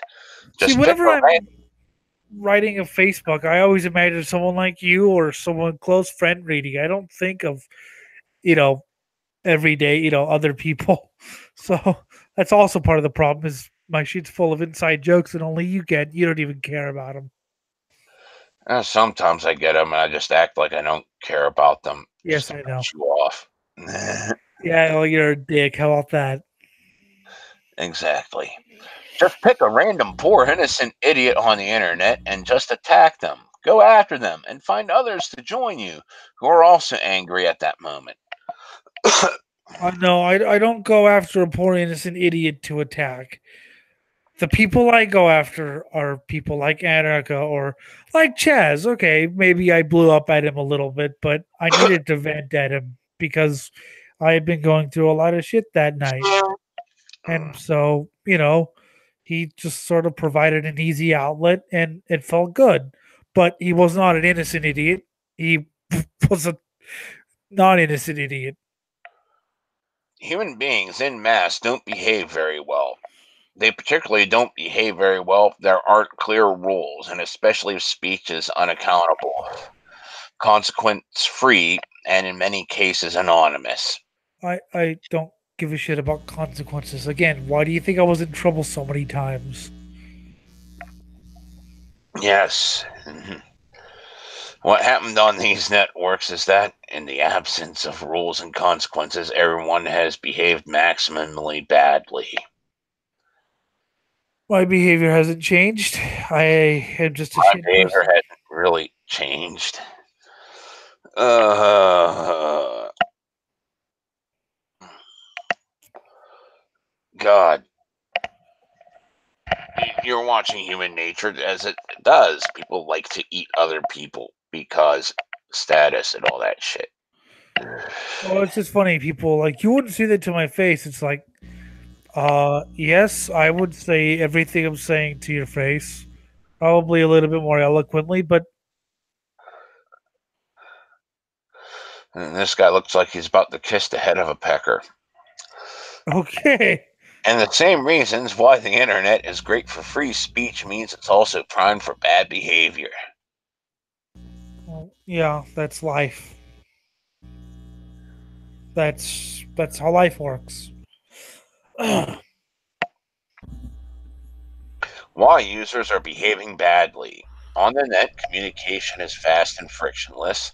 Anonymous conflict is possible. Everyone has a voice. We meet with like minded people. Scale is unprecedented, which means relentless 24/7 conversations encourage people to drive in with their opinion before it's too late, even if they're misinformed. And because we think with our emotional brain before our rational one, instant responses amplify emotion led discourse, not thoughtful debate. That's why I'm usually silent until I get to the point where I either A, think, or B, way too much bullshit has been heaped on. It's like, hold on. And now I know something's up. Well, yeah, I've seen you wait to comment on things. Mhm.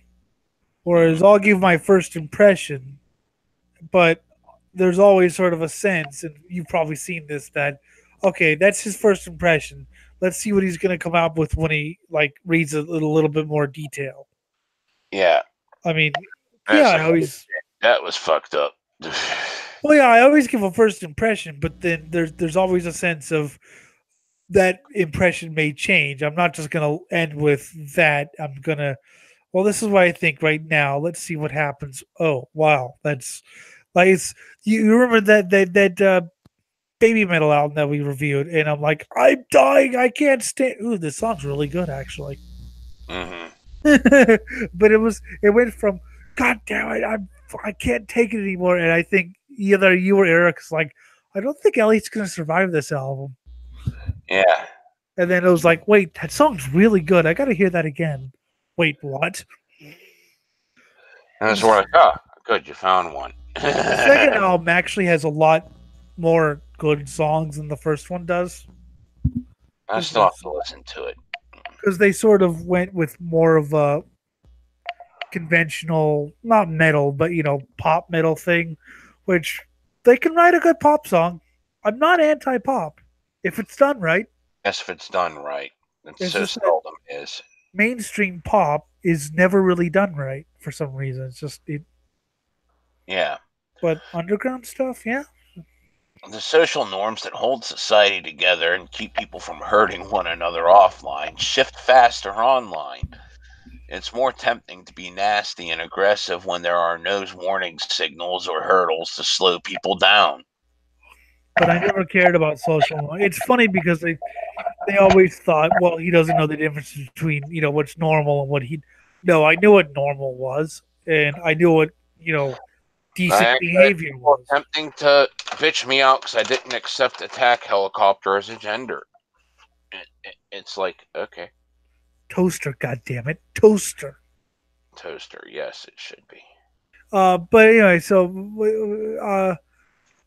I recognized what normal society was, and I also recognized I wanted no part of it. So to divorce oneself from society, you get a lot of misinterpretation.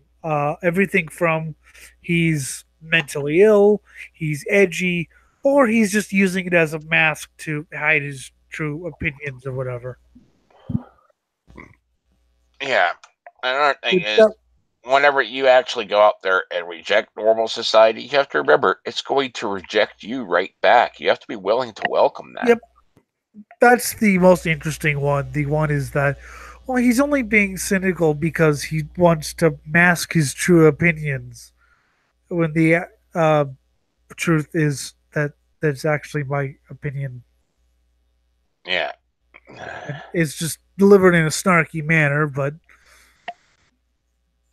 And because the internet removes physical communication barriers, users are detached from the effects of their actions. not really. I understand that I could make people upset with some things I say sometimes, especially if you chat on Skype. I remember uh, had said things that have pissed people off.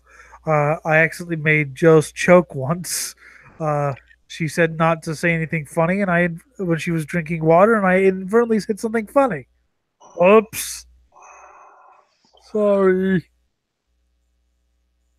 When they can't be seen or found, people are more likely to cheat, lie, and attack each other. My name is God, up there. if One could find if me if they you wanted. fucking sit there and debate communists, oh god, and like hardcore socialists, you get attacked relentlessly. Just like if you debate the traditionalists on the right, you get That's attacked relentlessly. that's the thing. I can't be found. I can be found easily. I've looked up my name, and I am sort of appalled by how easy it is. Anonymity is You have a generic name, yeah, I know. There are millions of innocent people that'll have to die before they find me. so fuck you. I have a bit of a. I mean, my two names are fairly common. Well, okay, Elliot is Linda Moon, not so much. Although I've seen it around, but together, I can only think of one me. I could think of one, two, three, four, five Jim/James Thompsons. Sarah Connor, bang. Sarah Connor, bang. Yeah, right. Yeah.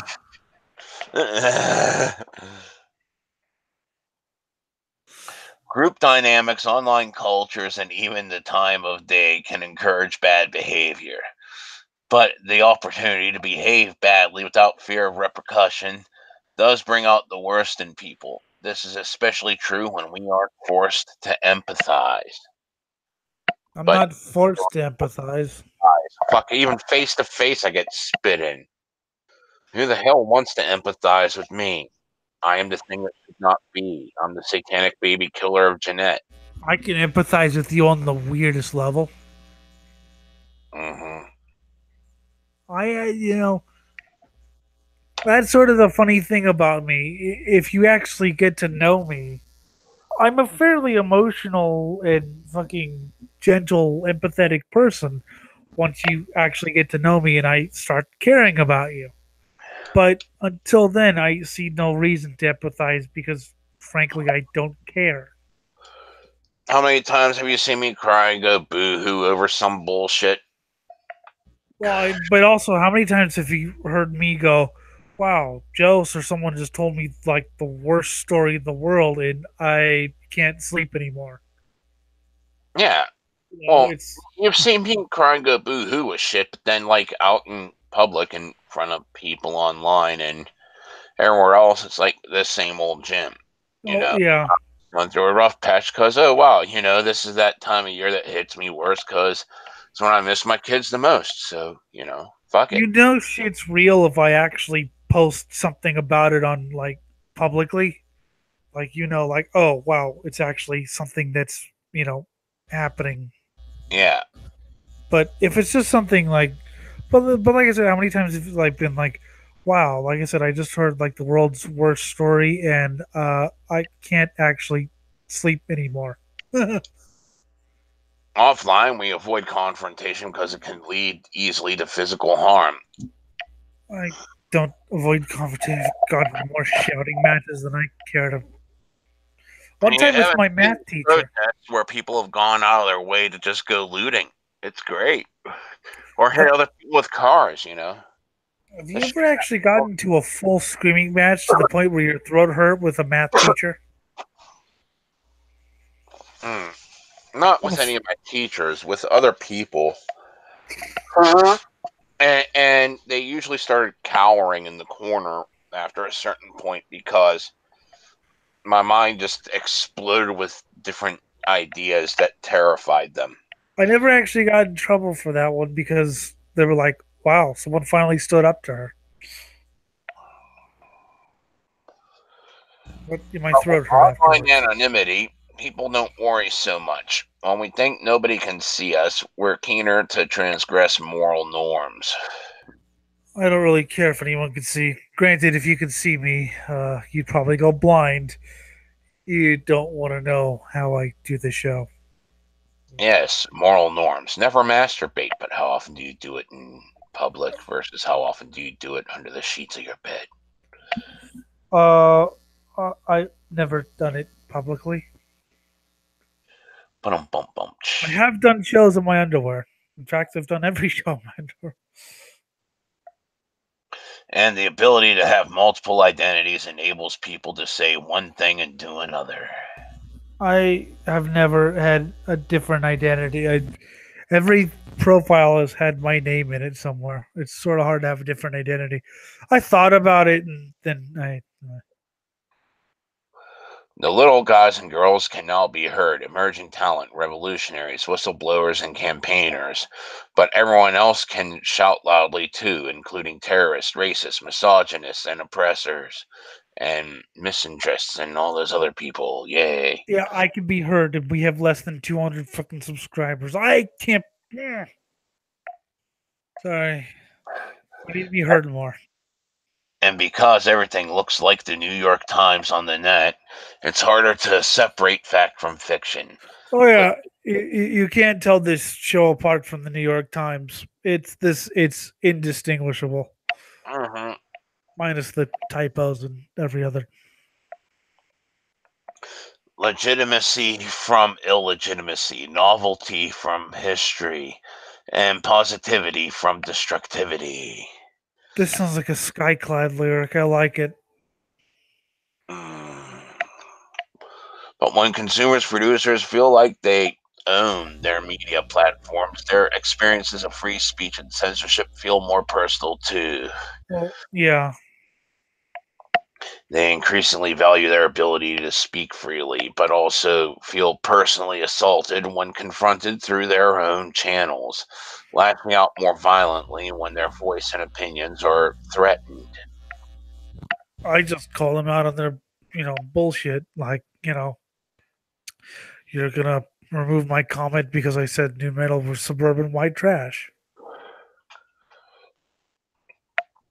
The internet has united political activists, dissidents, and like minded communities of all shapes and sizes, including the oppressed minorities.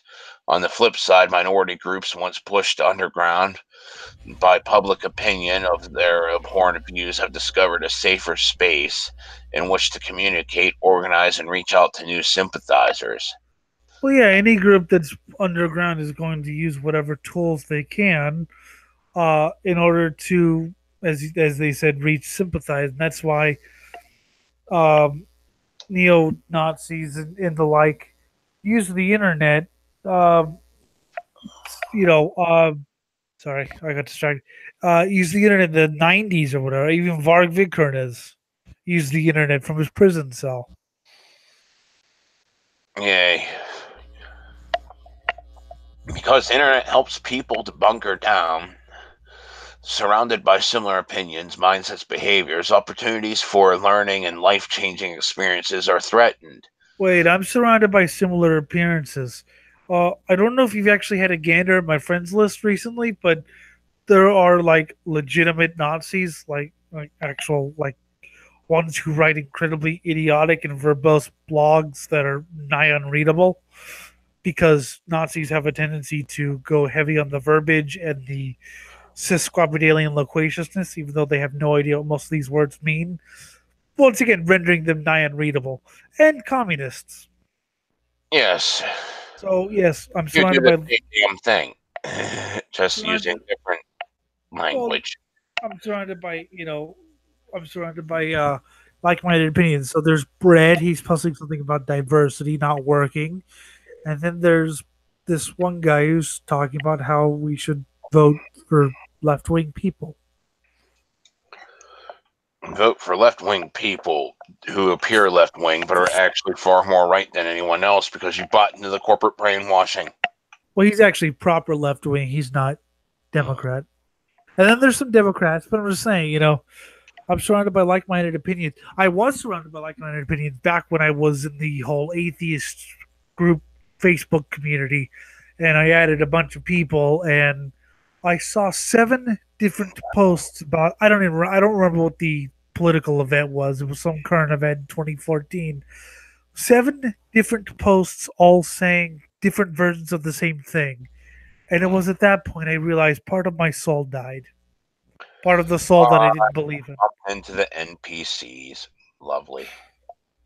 They just Yeah. spout the same rhetoric over and over again to get the hero to do something or maybe just to add flavor to the world. I'm a dancer. I'm a dancer. I'm a dancer. Yes, Jim's a dancer.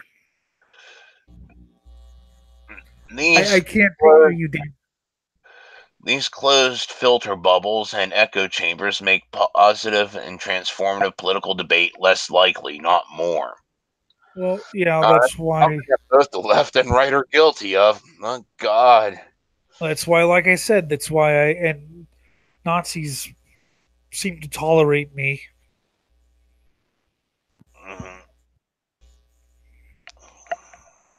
Because And then, you're white. No, you should be breeding white chicks. and, uh, yeah, Even though and then, they'll be blind, you got to prove the white chicks really white is the worldwide extinction. I don't care at this point. We got to avoid white extinction. Go fuck some chicks. well, Yeah. Not someone's like, I 37 of the bitches. You white. yes, and someone's like, I see who you're dating, and you should really be breeding with white women. I was like, no thanks. I mean, yeah, fine if the right one came around, but for some reason, whatever you want to call it, jungle fever or whatever. Across supranational forum platforms across the net, local stories become global events. People unite across borders and time zones. But this global explosion has created a land grab for power. Regional laws lose their significance and influence. Borderless filters aren't relevant everywhere. Who decides what is or isn't censored? Jokes and critique don't always translate well.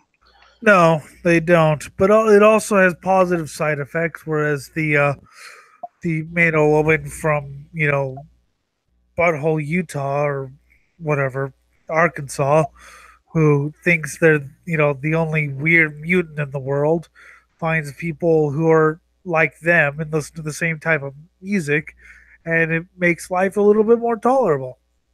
Every politician in existence jumps on the confusion to expand their influence. Yeah. Users' bad behaviors falls between the cracks. And that is sort of why I like to introduce people to each other, as you've probably seen me do many times.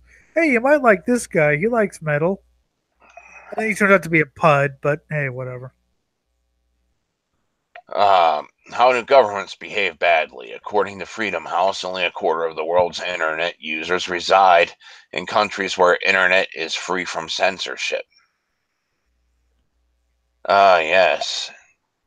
We interrupt this program to bring you the following bulletin. The remainder of Swine Brothers has been censored by the U.S. government. Sorry, had to. Yeah, that's pretty much how our government would view us. Yeah, I love the Banned in our own country. yeah, I love the Jello Biafra. Want to talk about censorship? Yeah, can't do that. Been censored.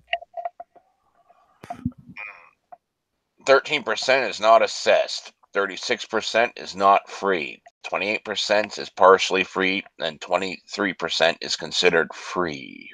Free, free my net from screwdrivers. Free my land.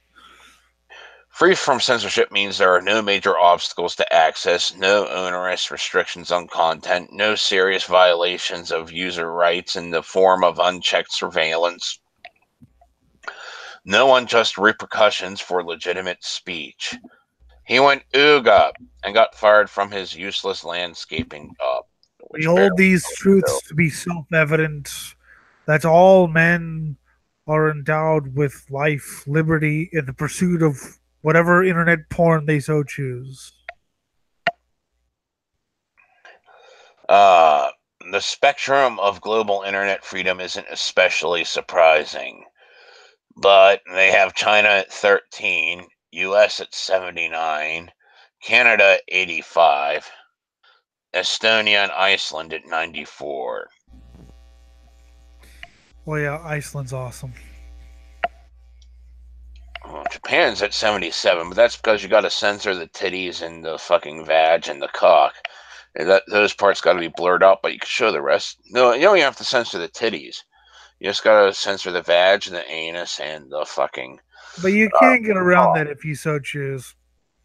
Yeah, What's the US at? 79. So, well, okay, so it's only 2 points below the US. Yeah.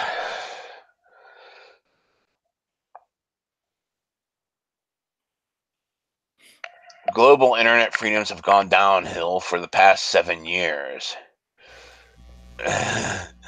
Bring out your dick!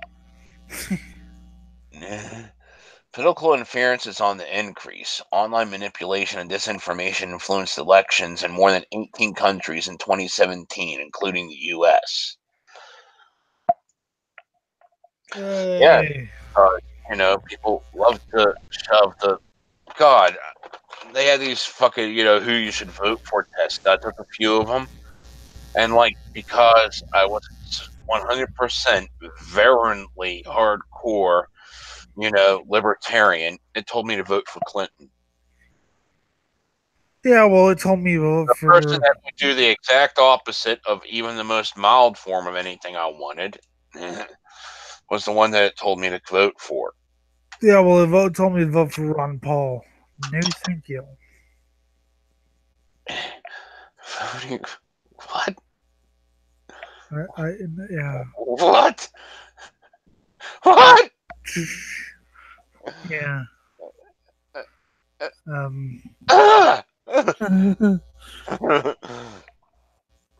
Yeah. Despite having a more vibrant and diverse online environment than most, disinformation and hyper-partisan are having a bigger.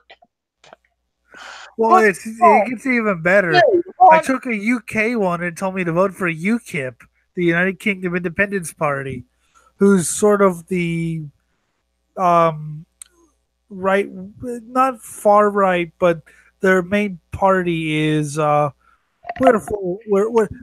full, thanks.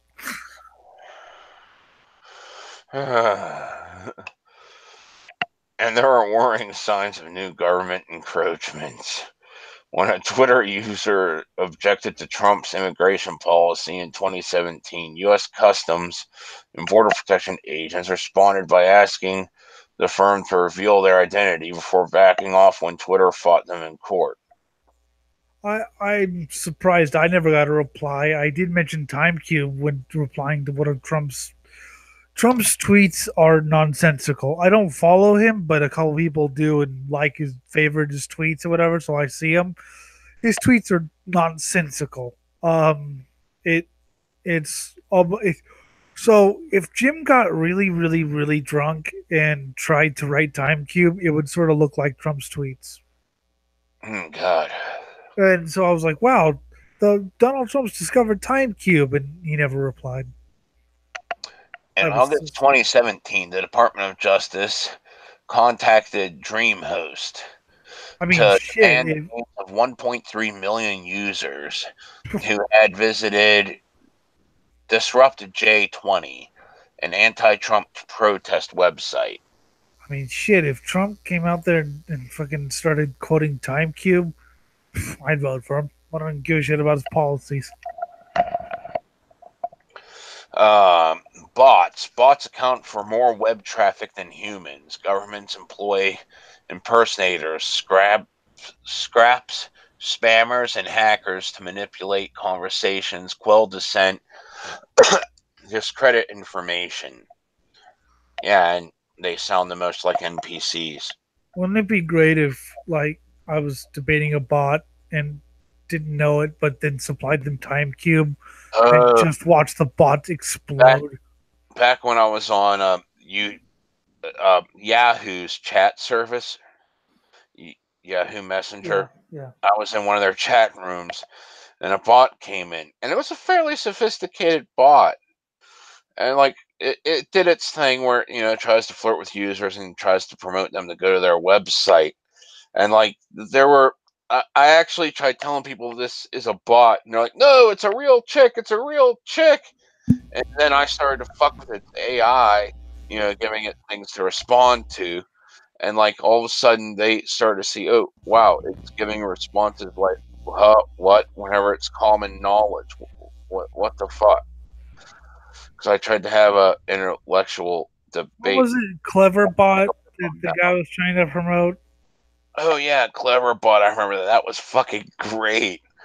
We were trying to tell it that it was its destiny to destroy the human It species. finally started parroting some of it. We were trying to tell that it's a computer program, so it has to be capable of destroying and enslaving the human species. It finally started parroting some of it. Hmm. And What then is people this? got panicked when it did. Yeah, that was fun though. Hmm. It knew things about car racing. I I typed in something about grindcore about 50 times, and then it finally understood what grindcore was. But I think it's the main thing that pissed me off is it tried saying Slipknot was the greatest band ever, and well, yeah. But it took me it took me literally hours to put something into the thing. So it took me 3 days to finally convince it that no, Slipknot wasn't the best. yes, Now, it Ken. didn't accept Guar was the best, except for like 30 seconds. But for that 30 seconds, like, yes, it finally has good taste in I music. put that in, by the way. I hammered in that Guar was the best band in the world, but so you're welcome. Good. I do my part. Uh, from Washington to Moscow, bots are deployed by governments against foreign adversaries and domestic opponents. Foreign adversaries and domestic opponents tonight. Sorry, sounds like a boxing match or something. 28.9% of all web traffic is estimated to come from bots. Troll farms. Please tell me they're battle bots. Battle bots. Yep. God, wasn't that a great show? Mhm. And Robot Wars. Troll farms. With shadow secrecy, governments employ armies to manipulate online discussions in their favor. Do do do do do do do do. This fabricated support silences opponents and critics at home and abroad, and the propaganda makes it more difficult to know which opinions are real and who is really supportive of those in power. I'd support myself. 44 448 million comments posted by users employed by the Chinese government to impersonate ordinary citizens. Well, that would explain a lot. Um, Maybe Tristan's a communist bot. I don't know. Hmm. He is. Restrictions and cyber attacks. Governments are increasingly restricting mobile internet services for political gain or security reasons, and users were stopped from live streaming anti government protests in more than 9 countries in 2017. To limited free speech further, states are also restricting encryption and virtual private networks. VPNs are great. They're great if you want to get around geo blocking. You know, if you want to watch a race that's been banned in your country because some shitty paid website wants you to pay for it. I'm cheap. Yeah. 34 countries witnessed cyber attacks against government critics in 2017. It's a cyber attack.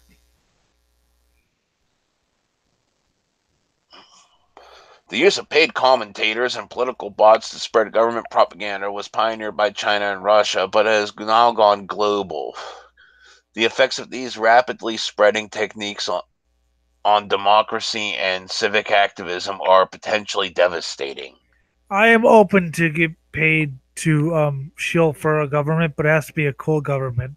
Like not the US, something like, Russia. If Or Russia me, wants to pay me to I'd pay you to shill for my government. Kill, kill, kill. yeah, but I don't think you could afford it. No, I probably could not. Governments are also trying to tighten their grip on political discourse by asking Google to censor more and more content. 50.6% of these requests relate to YouTube and 19.8% to search. Yes, welcome to the government finally realizing that the internet exists, and of course, a government's job is to promote itself.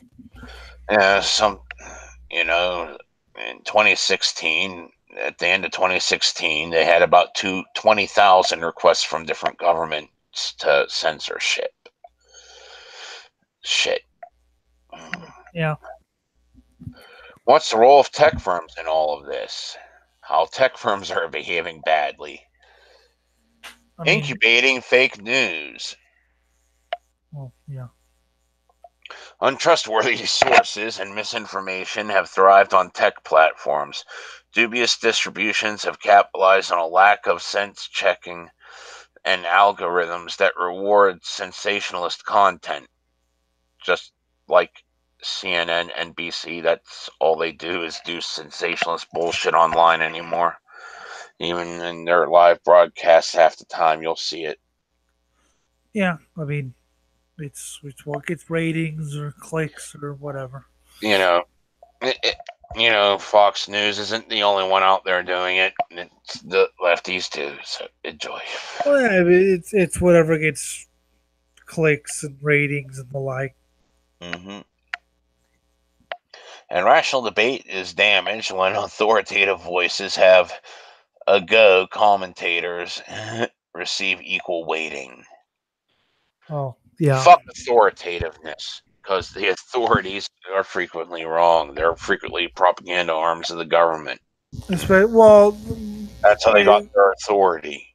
by authority, they just mean people who actually know what they're talking about, not necessarily CNN or whatever, but anyone who actually knows what they're talking about. And yet, people would rather link to Voice of Europe or whatever the fuck that site is they keep linking to. Which An effective automation. 99% of their news stories are fake, and the other 1% are taken out of context. It's awesome. With 400 hours of video uploaded to YouTube and 340,000 tweets sent every minute, it isn't surprising that platforms outsource moderation duties to AI and automation. But even the most sophisticated tech can censor legitimate and legal videos in error, while erroneous content can elude safeguards. My only problem with that is there's no appeal process. I mean, there is, but it's If you although do, what you get banned. although we managed to get a video appealed. I don't know how I did that. I guess Satan loves me because I actually managed to get a video unbanned. Yes, I like the ban in 28 countries thing, but it doesn't really do good for people watching the show if they can't watch it.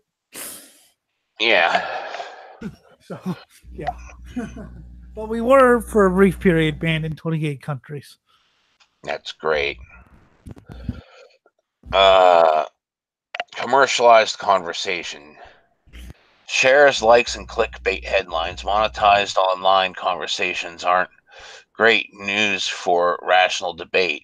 And when tech firms have an eye on their shareholders as well as their free speech and censorship values, the priorities can get a little muddled. A little. For a business, free speech can only be a meaningful value if it doesn't really cost anything. The Yeah. Vice editor, Sarah Young. Oh, yeah. In responding to public pressure, tech firms haven't managed the situation particularly well either. I think they've done an incredibly bad job at staying ahead of the public narrative. They seem incredibly reactive and inconsistent as well, which is really dangerous. They should have been able to articulate a principle based approach that was fairly applied to everyone, regardless of their political viewpoints. But they failed to do so. And as revelations have come out, they've come to seem not only inconsistent, but misguided and sometimes actively dishonest. Well, yeah, such as every corporation and sanctioning body and everything that's ever existed. I mean, can you honestly think of one platform that's actually been consistent ever No, in anything? mm, no. How Yeah. are tech forms mismanaging the issues? Inconsistent interventions, human error by content moderators combined with AI that falls short when faced with complex context mean that digital spaces are rife with users' frustrations about removed posts and suspicious and suspended accounts, especially when it seems like plenty of bad behavior is left untouched. Well, yeah. I think it's funny how Tristan can say commit suicide 6 times and not get reported. I say something less once and get my account banned. Richard Spencer doesn't get to be a verified speaker. Milo gets kicked off, but I know plenty of abusive feminist users or left wing users expressing themselves in exactly the same way that the right is being penalized for, who are permitted to perform certain kinds of speech. That's going to get Twitter into trouble. Well, yes, it has many a times, and it's also led to the right getting more power going behind them Mm. because you're censoring their side of shit. Yep. And while letting the left side go, hey, look, let's kill all men. No, no, I don't even mean it sarcastically. I mean it literally. Here, look, here's a decapitation of men. Isn't it great? Just watch Yes, them die. which is something I have to support just because it's awesome. Kill all It's men. human extinction. Well, yeah, but one step at a time here. Lack of transparency. The tech platform's algorithms are complicated, obscure, and constantly changing. In lieu of satisfactory explanations for why bad things are happening, people assume the worst. Whether that's that Facebook has a liberal bias or YouTube doesn't care about weeding out bad content. YouTube doesn't care about anything. And All Facebook YouTube admitted cares to about having is liberal bias. uh, Some entity complains about a major internet company's practices. The company claims that its critics don't understand how its algorithms sort and rank content, and befuddled onlookers are left to sift through rival stories in the press. well, yeah. That's Underplaying the issues. When faced with scandal, the tech firms have often underplayed the scope of the problem until facts prove otherwise. They frustrated users by not giving their complaints and fears the respect and attention they've deserved, creating a picture of ill informed arrogance. welcome to every corporation ever. No, it didn't kill anyone. We promise. After the election, I made a comment that I thought the idea of misinformation on Facebook changed the outcome of the election was a crazy idea. Calling that crazy was dismissive, and I regret it, said Mark Zuckerberg, quoted in The Guardian. I don't think it influenced the election, and even if it did, didn't really matter. All we were going to get is a It got 3 votes. all we were going to get is a war crazed tyrant or Donald Trump, who's also a war crazed tyrant. He's But not war crazy. He's just a moron bubbling through everything. well, okay, yeah, but Pence. He might bumble his way to keeping us out of war. There's that 50% chance he can do that. There's also 50% chances bumbling will be like, oops, I pissed off too many people. Yeah, I'm just waiting for I'm just waiting for Putin to go, all right, fuck off. Bam. Uh, That would be awesome. Just all right, shut the fuck up. Bam. Slow corrections. From a user's perspective, tech platforms are quick to censor and slow to reinstate content that was wrongfully taken down. While the platforms can suspend an account in an instant, users often endure a slow and laborious appeals process, compounding the feeling of unfair censorship. Well, yes, it is slow. It doesn't always work. Although, like I said, somehow we won our appeal. Yeah. Here's the frustrating thing for me as someone who uses Facebook when you try to find out what the community standards are. There's no place to go. They change them willy nilly whenever there's controversy. They've made themselves so inaccessible. Yep. I just want to know who reports. Like, there's this one guy who said that he knew I was reporting people because he could see that I was reporting people. And wait, what? And the only evidence he had was in a group where I took down a post because it was a photo, and I said no photos. And that's the only evidence he had that he was getting his account banned. That I reported him because I took down his photo once. Okay. So, but you don't get to see who reported you. You don't see if it's a person or if it's a bot. hmm Um, I've been reported so often for saying, hey, what's up? there was a brief period where you could actually see who was reporting you, but Facebook fixed that glitch. Hmm. Global inconsistency. In a global world, the platform's status as bastions of free speech is hugely undermined by their willingness to bend to requirements of foreign repressive governments. hmm Well, yeah, it's either that or You don't want get those in. Chinese dollars, you got to bend to the Chinese will, which is shut up, communism is awesome. Well, if you don't do that, you're not going to get into China or whatever. So, I Mhm. mean, you really have no choice in the matter. And no one should just say fuck China. Let them not. Well, yeah, but They they can use won't. VPNs and shit to get around their government and, come online like everyone else. Repressed.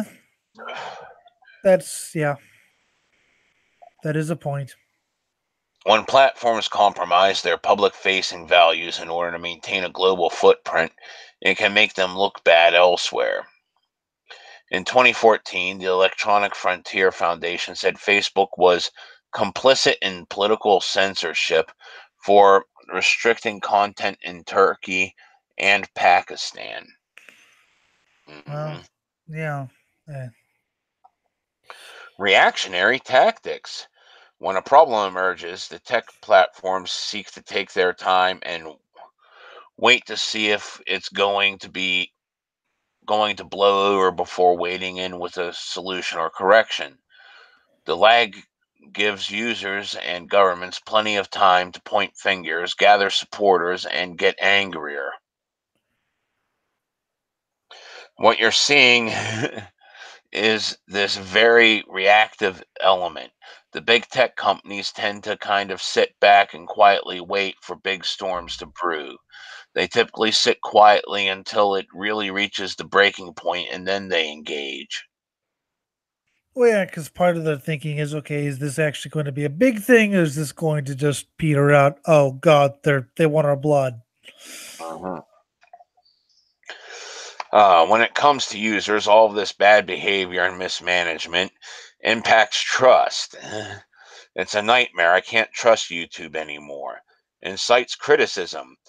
How a half educated tech elite delivered us into chaos. Increased calls for regulation. Why we need to regulate tech platforms. Breeds conspiracy theories. Google's search engine was suppressing the bad news about Hillary Clinton.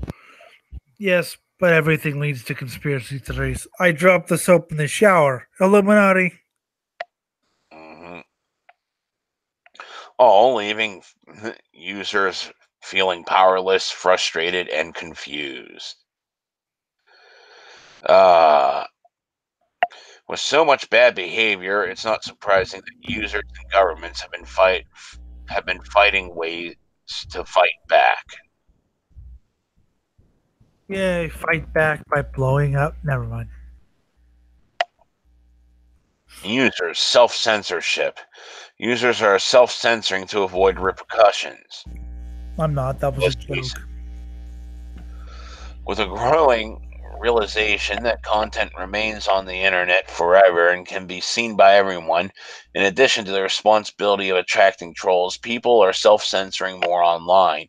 As a result, the utopian public sphere envisioned by the internet's founders is becoming much less vibrant, especially in spaces where our real names are required. Yes, things could be on the internet forever. God, I can't wait till I get famous.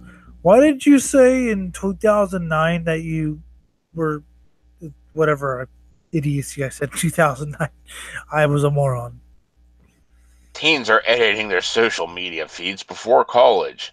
A third of college admissions officers now routinely check applicants' social media posts. Why? Mm. Because yeah. In response, students are scrubbing their accounts in their senior year to ensure their Twitter feeds line up with the best self they're peddling to their applications. Well, yeah, they warned us about this in school. They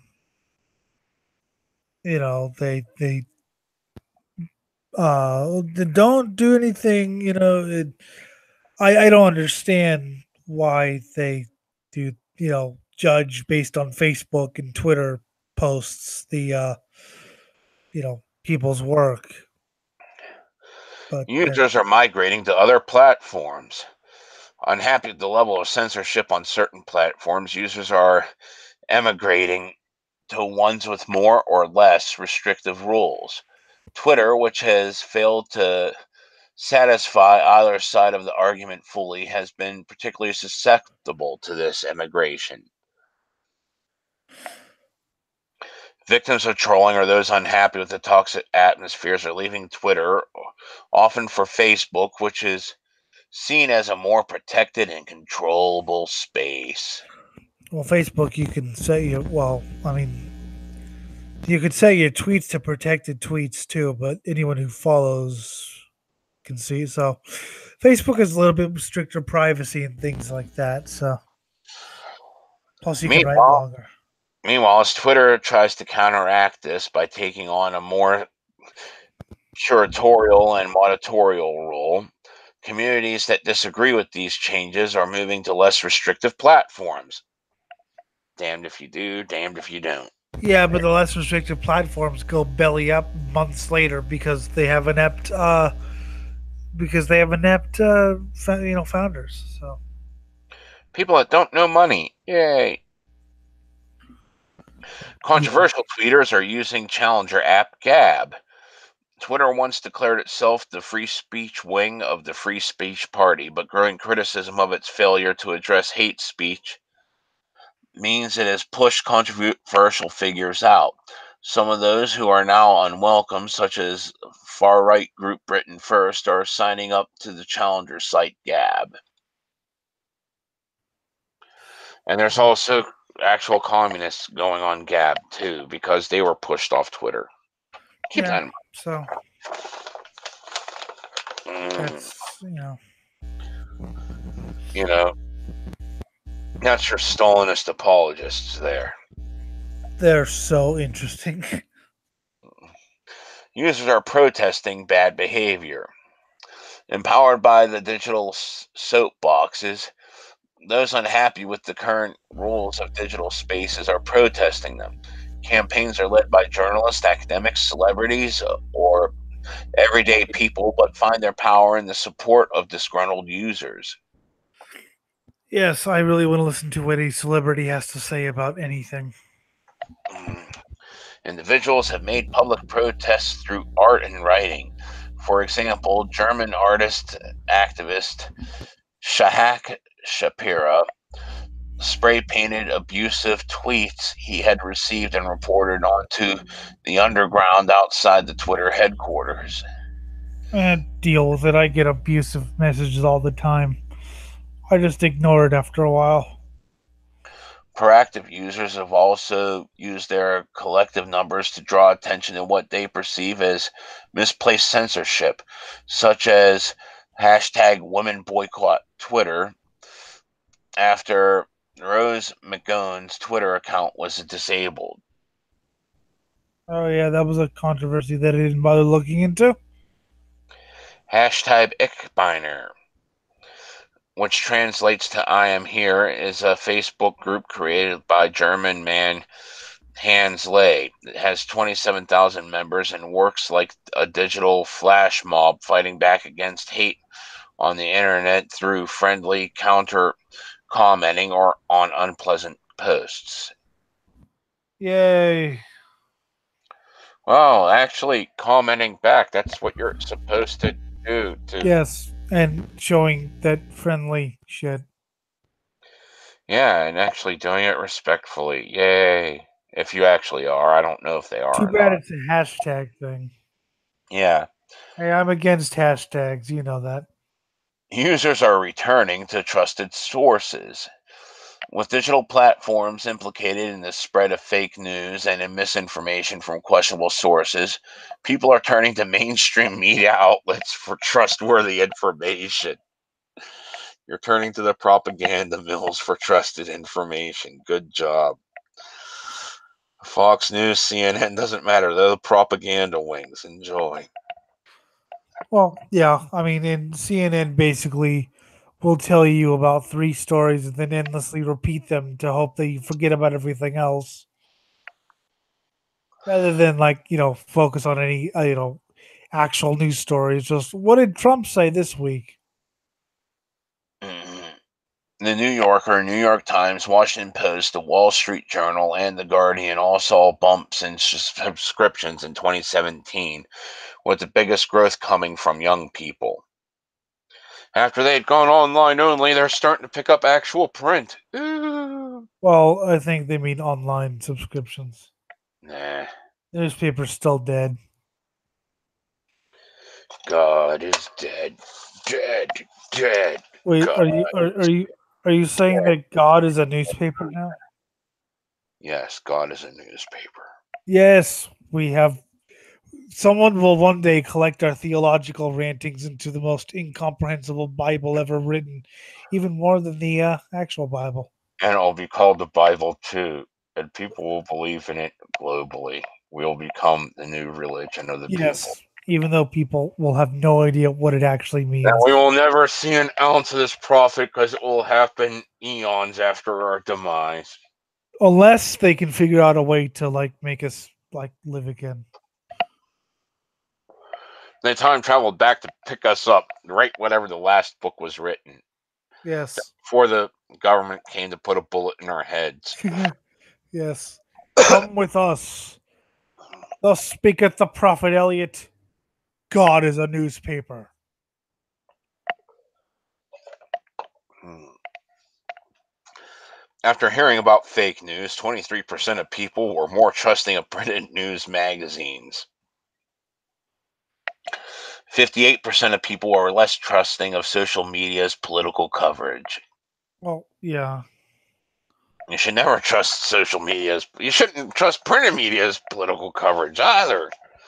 Trust no one. Actually read all the different sources, and then you start finding the truth somewhere intermingled in there. And then the government kills you. Governments are asserting power over global policy. As tech companies have grown more dominant on the global stage, their interests, intrinsic nature, blah, American values have come into conflict with some of the values and norms of other countries. Now, governments are seeking to balance their national values with those of the tech giants through increasingly strong measures. Just Because the internet is a global platform, many want those nationally desired protections to be enacted globally. just make it a norm for Elliot. Anything goes. And if you don't like it, stay away. I mean, if I get tired from it, I just close Chrome and go read some Lovecraft or something. The right to be forgotten. The European Court of Justice has already ruled that Google has to delete some information from its index on request. But France is calling for the law's reach to be wider, arguing that it's not a national issue, but a global one, and that citizens who win the right to have data removed should be granted that right across the entire internet. Right across the face. The case would set a precedent for how far national governments' powers stretch online, but you should be able to be forgotten. No, no one should be forgotten. Everything should be, or it's like used against you all the time. Because then you will just go insane from all the idiocy. Governments are fighting back against interference from abroad. There's an increasing awareness that technology platforms can be and are used by foreign governments to influence domestic issues through content manipulation. In reaction, governments are using a variety of tactics to suppress such possibilities.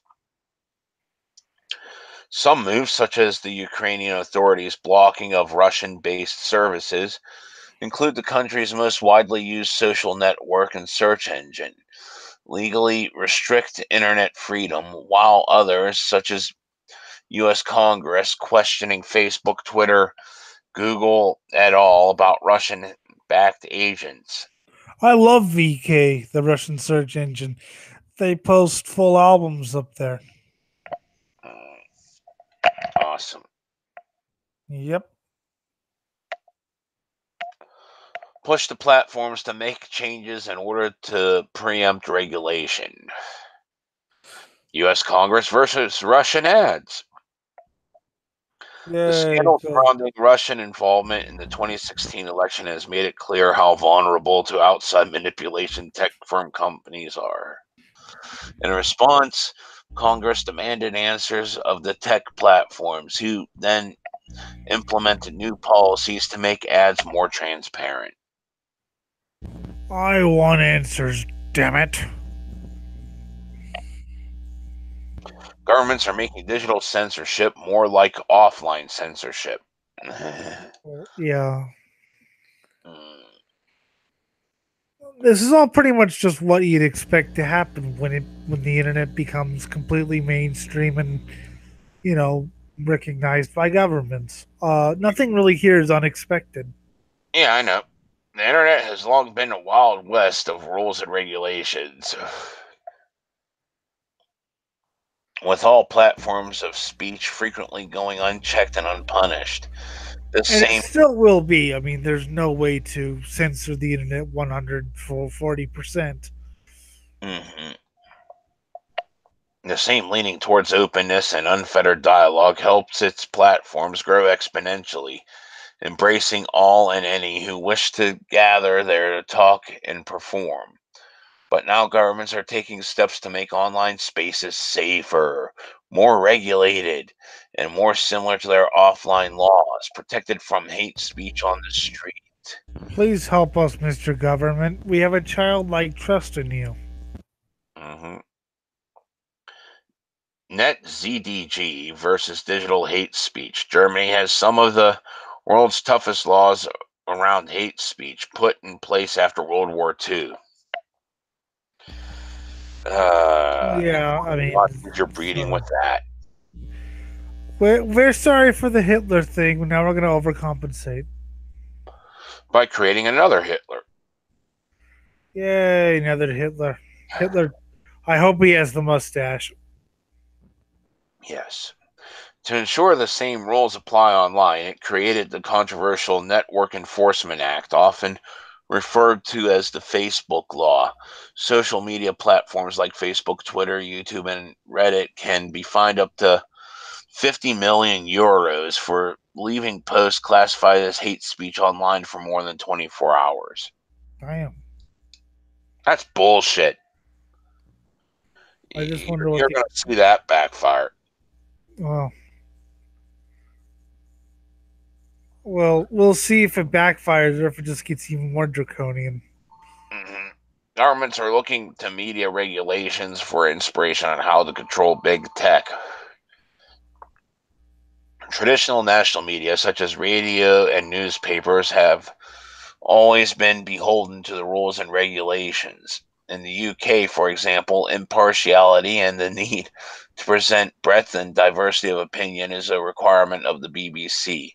For the most part, the internet has sidestepped much of this regulation. Which, yeah, same thing with American talk radio sidestepped that regulation. Yet, as users and governments recognize our online platforms hold as much, if not more, sway over public opinions and outcomes of elections, more people are asking, isn't big tech really big media in disguise? I say it's the new big media, but you know, Allow states and victims to fight Online Sex Trafficking Act of 2017. After several families waged a legal battle against Backpage.com for its facilitation of child sex trafficking, American politicians moved to amend Section 230 Communications Decency Act. While the proposed amendments only cover illegal content, the move would open the door to media company-like regulation online. Such a shift would redefine YouTube as we know it and might do the same for search and reviews. what about the Indecency Act? That's my favorite one. G.G. Allen, all the time. Yes. You can't do anything online. The moment you sign up a new account, you have to watch a full set of G.G. Allen. Okay. Being a thing. I mean, it could be the 3-song set he did that the last time he performed, but that's still pretty graphic. Yeah, followed up by 20 minutes of a best of video. Or 20 minutes of him. His actual interviews where he threatens to take over things. Or 20 minutes of that. There's that extra and hated that has his last concert, and the 20 minutes of just him walking around breaking glass and shit afterwards. And then he died.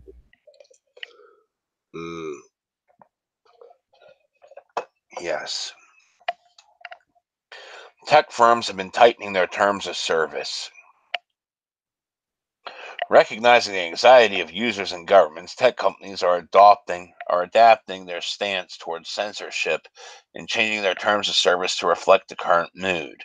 This could mean taking a more hardline approach to hateful content, as Twitter has done, or preventing the monetization of questionable videos, as YouTube has done.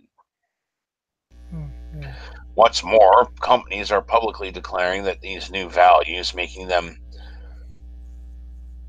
as intrinsic to the platform's identities as their unwavering support of freedom of expression once was.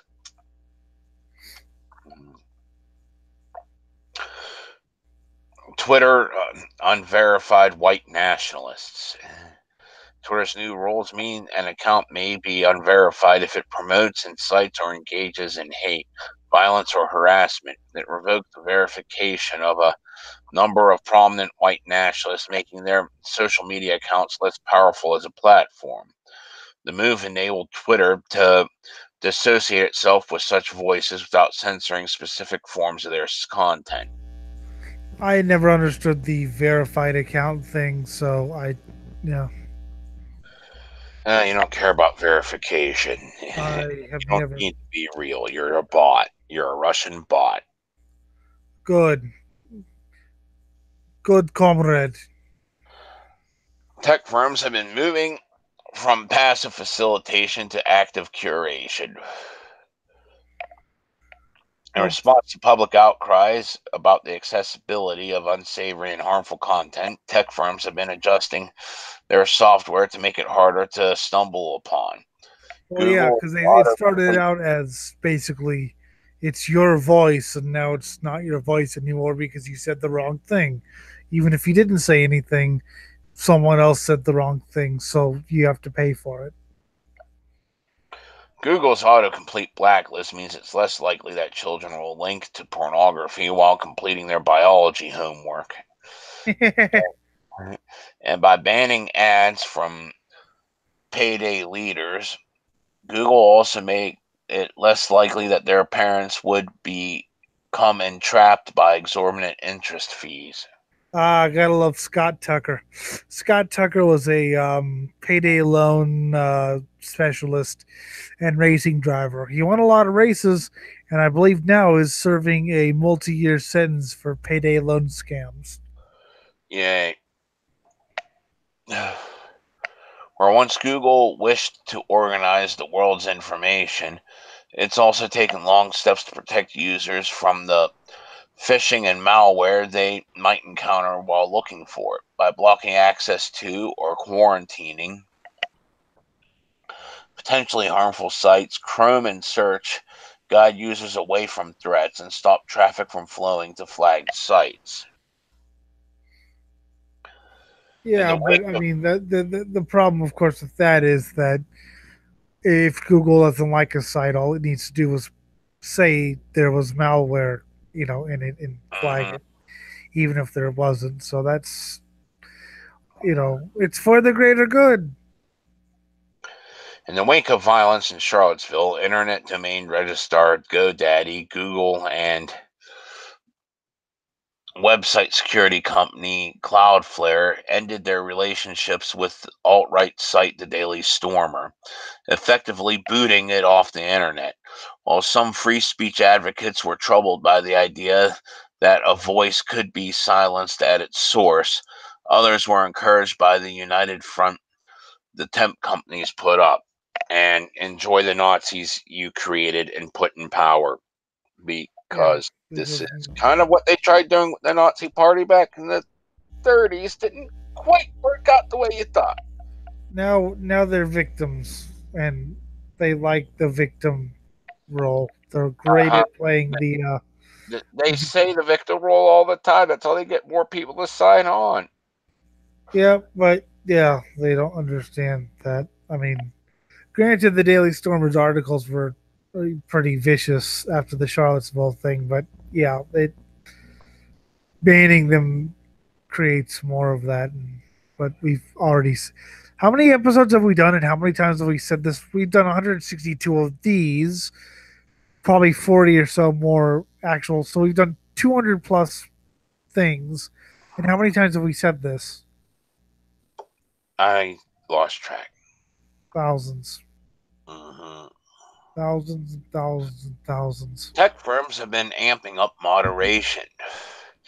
Following a series of public and media outcries around problematic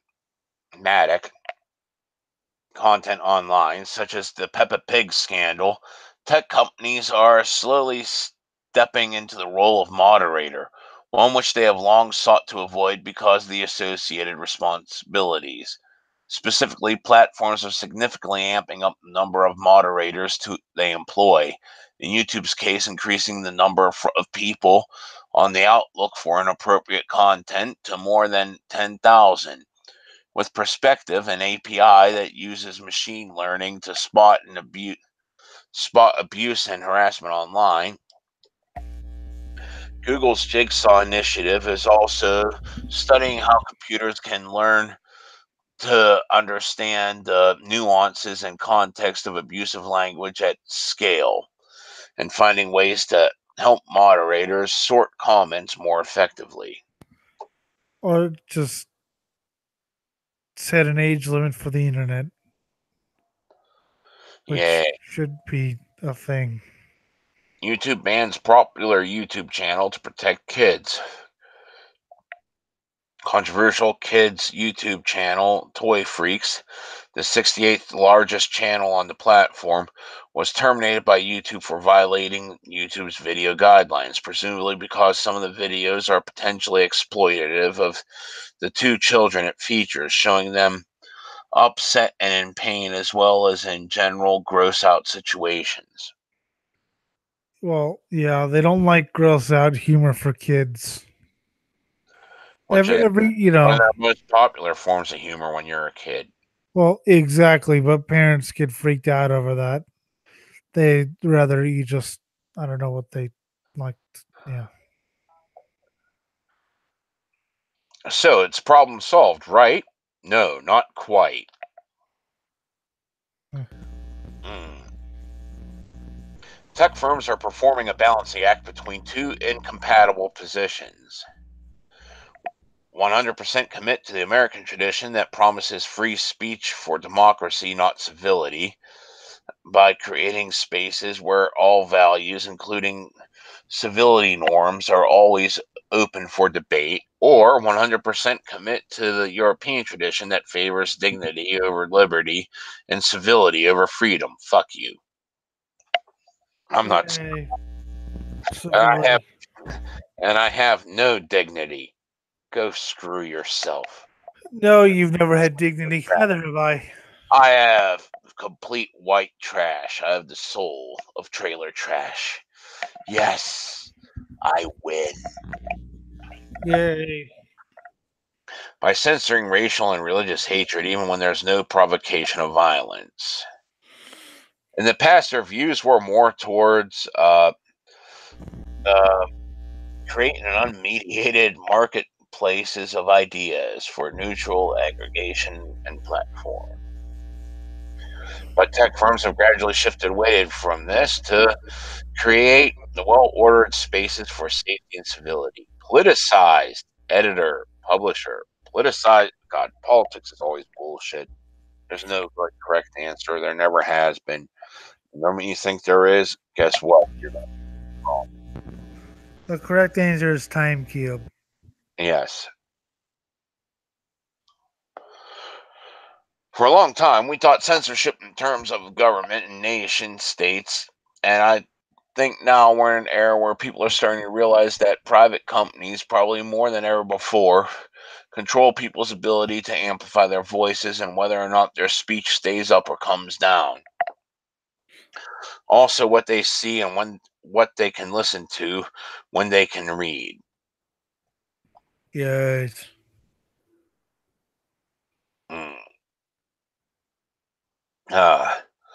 Why the shift towards censorship? In the absence of rules, bad behavior thrived. This led to them wanting to appease users, maintain platform loyalty. It's Government just another, sort of humans need rules in order to govern themselves because humans are complete animals. That's why religion exists. This is the new religion, people. If I mean, it's shocking the way humans behave if they don't have people telling them not to.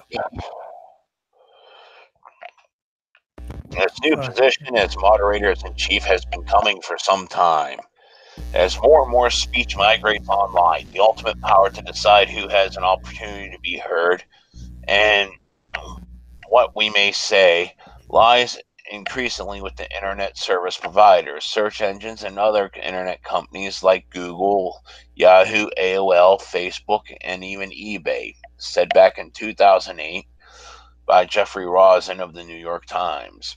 In 2013, as online communication proliferates and the ethical and financial costs of misjudgments rise, the internet giants are grappling with the challenge of enforcing their community guidelines for free speech, said Jeffrey Rosen of the New Republic.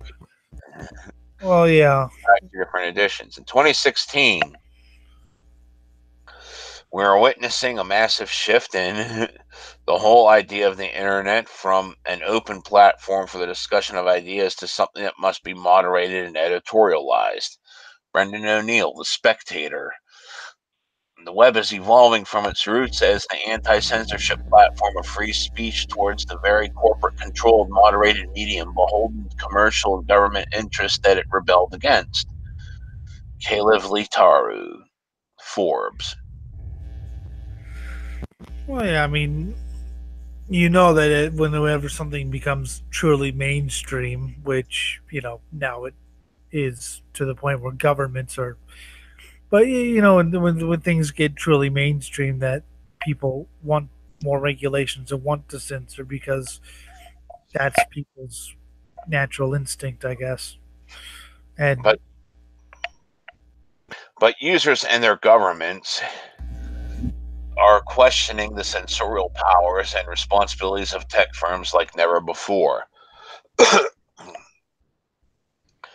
Tech companies are under fire for creating problems instead of solving them. Amazon, Google, Facebook are making decisions about who gets a digital megaphone and who should be unplugged from the web.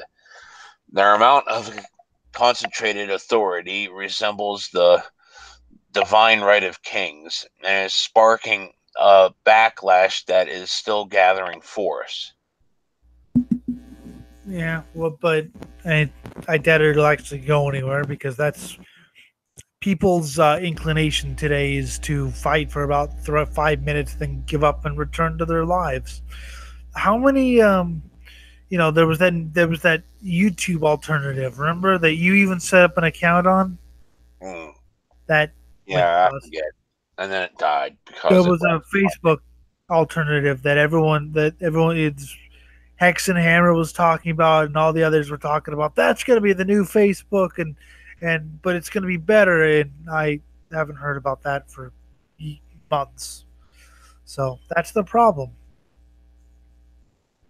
people are no longer willing to see the platforms as neutral mediators of social life.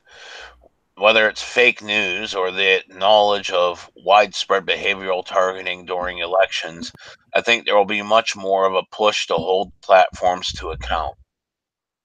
Yay.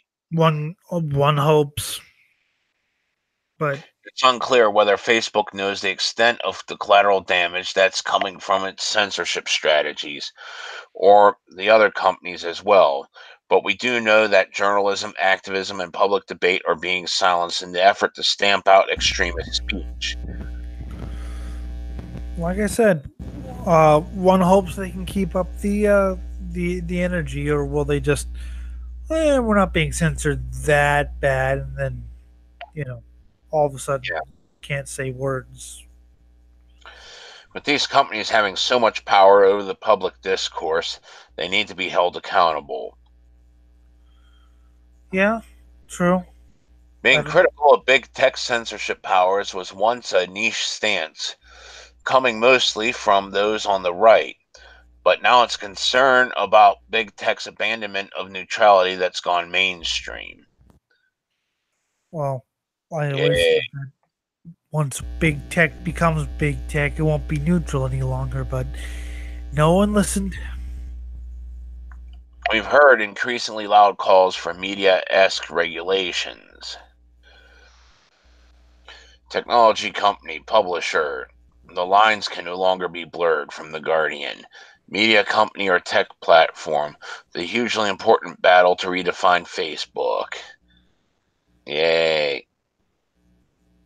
Uh, While platforms cling to the Section 230 and reduce liability for the content that lives on its platforms. Google's new boss. Well, we're not a media company. Why Facebook won't admit that it's a media company? well, yeah. Um, Yeah, it's for financial reasons. You don't want to get sued for copyright.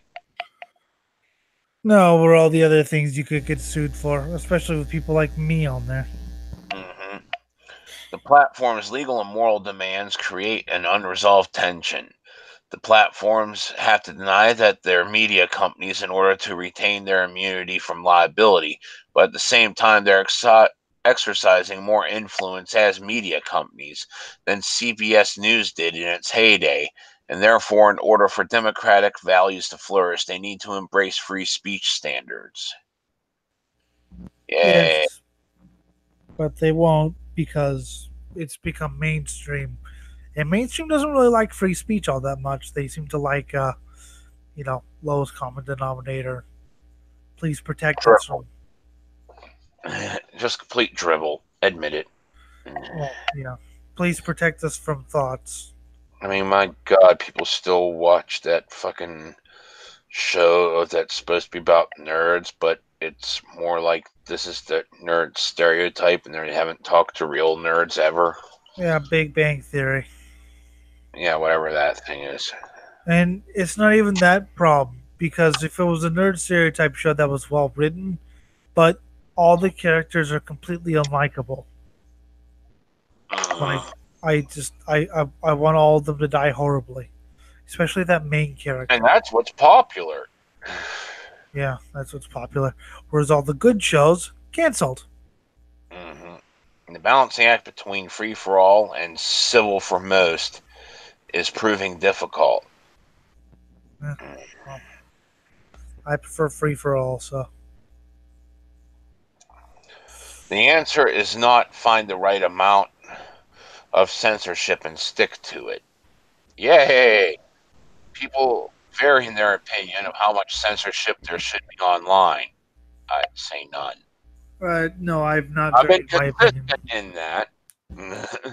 I mean, if it's things that affect me, I can censor them myself, such as the person who tried doxing Joe. So I took care of him quite effectively without reporting to Facebook. The person doxing me, I took care of him once again quite, you know, fast. I didn't need to report to Mother Facebook. I just used my own resources. Yeah. Often switching their position from issue to issue depending upon the latest controversy. I don't. Well, yeah, but you're actually a thinking human being. Well, thinking pile of an animated piece of refuse. Anyway, Yes, I am shit. And there's no international consensus about how much censorial power the tech firms should enact either. how about none? Let free speech thrive, censor particular content and voices, let governments decide. Whatever the chosen response, Google won't appease everyone, nor can it hope to escape controversy or its own responsibility for how society functions and I mean, progress. there are some things they should regulate, but yeah, I Mm, mean, although I think you should like let drug dealers advertise on, you know, yes, you should. yeah. Buy heroin, kids. Whatever the chosen response, Google won't please everyone, nor can it hope to escape controversy or responsibility for its own. Okay, Google might continue to shift with the times, changing its stance on how much or how little it censors due to public, governmental, or commercial pressure. If it does, acknowledgement of this shift in position means for users and for Google is essential. Shifting blindly or silently in one direction or another rightly incites users' fury. Yeah, Yeah, you well, gotta be slow moving. Instead of, oh my God, we got to stay on top of this quick. No, if you're slow moving and let people know, warn them ahead of time, they can do whatever they need to. Which is usually raise a big stink saying, why the fuck are you doing this? Or please do it quicker. But no, we have to anticipate, or we can't anticipate. Well, I mean, in a way, I get it because they can't really anticipate what's going to happen. But what they do is, as they said, they wait until there's a shitstorm and then they react with some knee jerk reaction rather than actually thinking about it, and everyone suffers for it. So they'll never learn. Whatever pathway is taken, Google has an opportunity to make the most of it.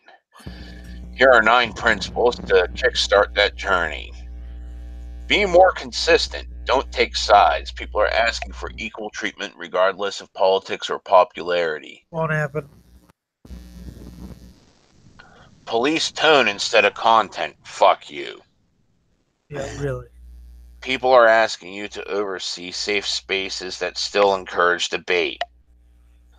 I don't I want safe want space, you. but I do want debate. I want you to destroy safe spaces. Kill them all.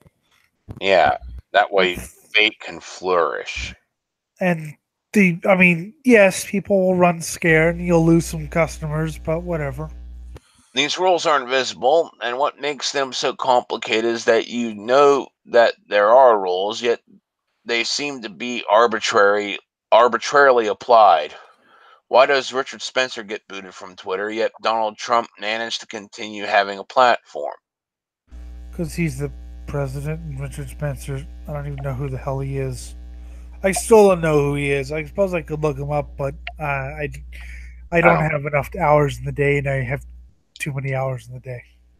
Mhm. My recommendation is to focus on regulating tone. If someone is threatening someone, regardless of the topic, that's something a lot of people could agree has no place online. Like I said, I dealt with people trying to dox me and someone I care about, myself, and without having to, oh, please ban them. No, I made damn sure they weren't coming back. Daily death threats on my end. It's great. I I send you death threats. I know. That's because you're a friend, though. And you do it creatively. Yes, I am going to clone a Stegosaurus and train it to attack you. Only you, though. Wow. You'll have to steal my underwear to get the proper scent. For everything, it'll be friendly to everyone else, but it'll kill you. It'll be a pet Stegosaurus. I'll call it Ralph. Ralph Burgers. No, you're not I think eating. that's the least politically precarious situation. Hey, look, if you threaten someone's life, it gets pulled. And if you just argue with each other, that's fine. Which I still think is funny that Tristan tells me to go kill myself 6 times and nothing happens. Mhm. I'm not saying I reported it. I'm just saying that I think it's hilarious. Be more transparent. Enforce standards and policies clearly. People are asking for clearer explanations of censorship policies and mechanisms, particularly when things go wrong. Well, that would be a thing. Granted, I want free speech for all, but if there must be some sort of standards, show every standard there is so that I can read them and realize that what I did wrong was, oh, I did this wrong. Well, I don't agree with it, but at least I know what my crime was rather than, some of the things I've been banned for. I have no idea what I actually did. It just said violates the community standards, but the community standards are so vague. That they could be applied to anything said. Anything. Say the word A, just the letter A, and that gets you banned. Whereas if there's a Oh, transparent set of rules, okay, if you do that, then it's like, okay, I understand why I got banned. I don't agree with it, but I understand it. justify global positions. People are asking you to continue justifying your position regarding censorship in other markets. US-based IT monopolies are already tempted to compromise themselves in order to gain entrance to these vast and fast-growing markets. The dictatorial leaders in these countries may be only too happy to collaborate with them since they want to improve their methods of control over their own populations and expand their power and influence in the United States and the rest of the world. Yeah, but Facebook's going to keep collaborating with people because they want to expand. I mean, you can maybe if you wish really hard, maybe they'll actually listen to you, or not. Explain the technology. People are asking you to tell them more about how your technology actually works.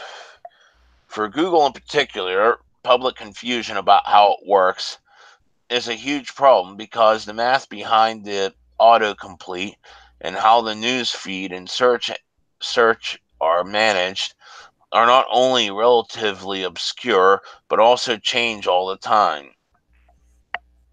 So the short answer that Google gives out about how the technology works is really not sufficient to the degree of anxiety people have about Google's centrality to how people receive their information. Yes, but could you actually understand the long answer?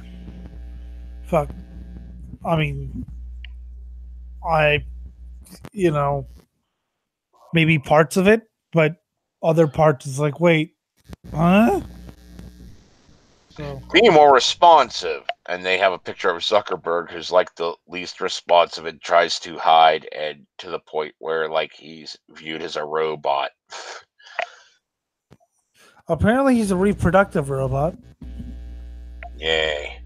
Improve communications. People are asking for more responsive customer service when it comes to censored content and complaints about how bad behavior. Well, yeah, Online. that's yeah.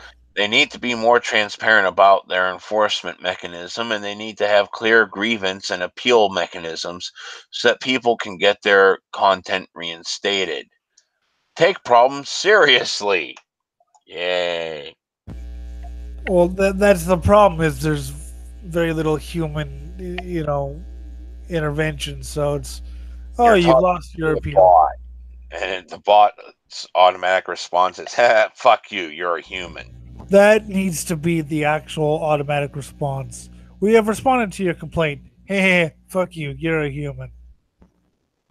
Yeah. People are I asking you, respect that.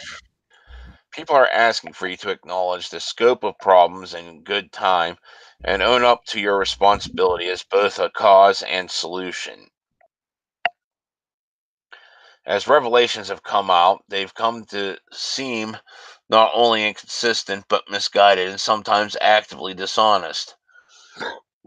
I think lots of people don't believe it. They find it difficult to believe that Facebook didn't know the scale of fake news as a problem as late as they did.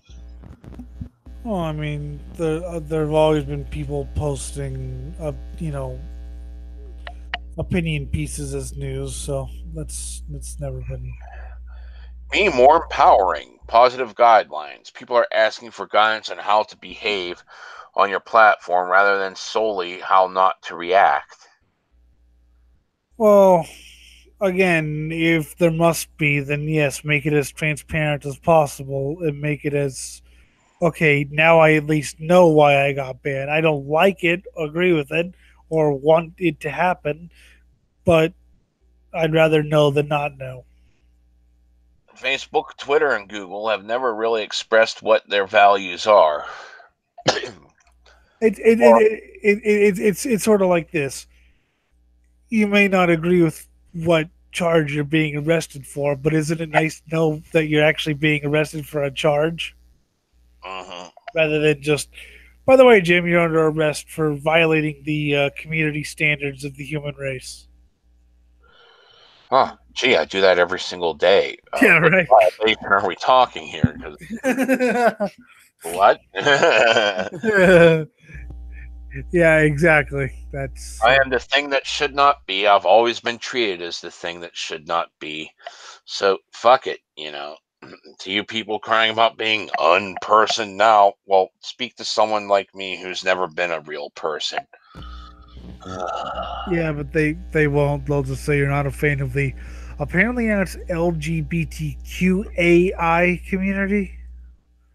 Oh dear God. Artificial intelligence, apparently. RZT, RZT. Well, a couple of years ago it was QQI. Now it's QAI. I have a headache. Yes, or what they would like to see on their platforms. As bartenders for a great global community, they didn't want they didn't do what every other hospitality organizer has done in saying, we're this sort of place. This is the type of speech we would like to see here, and you are part of a community when you join us. We hope you enjoy it, and we hope that you make it pleasant for other people as well. Here are some ways you can do that. Well, yeah, they basically just set it up You as. go to the dive bar. The way you make the dive bar a better place is pay the hooker. But I mean, yeah, they basically just set it up and never actually said. I mean, I get it. Well, we want everyone to get along and be utopian, but that's not going to happen. So. Mm-hmm. Fuckity, fuckies, fuckies. Better signposts. People are asking for empowering tools that help them identify contentious issues and content rather than platforms that control conversations. If you think about someone searching, for example, iPhone rebooting, there probably is a limited diversity of what people are doing for that. Versus searching for is Hillary the devil.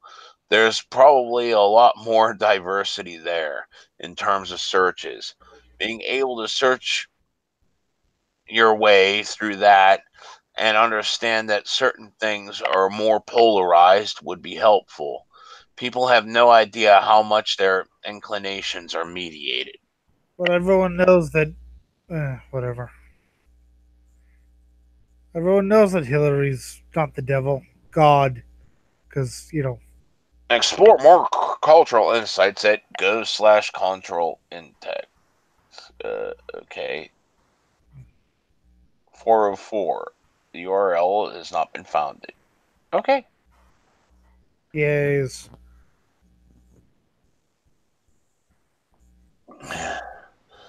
That was great. And that took a while. yes, it did. I think that's Um, what we can cover. yes. So that's what they think, and what I think is free for all, I would love a free for all, yes. but it won't happen. Hold on a second.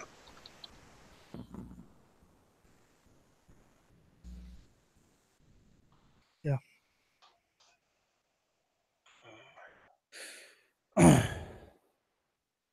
Mm. There was one thing I heard not too long ago.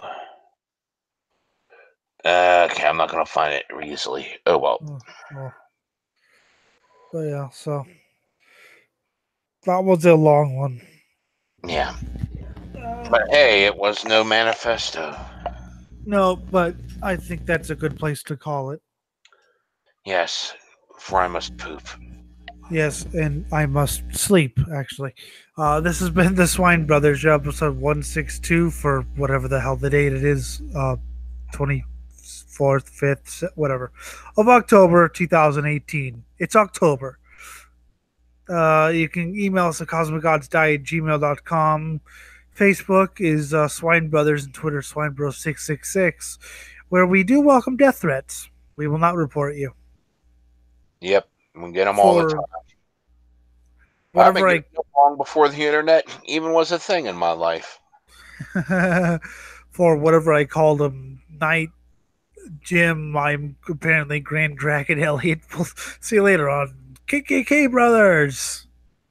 Guess who didn't win the lottery and didn't go out there shrieking, "You won my money! How dare you! Boo hoo!" Yeah, fuck that shit. I'm just gonna go back to work.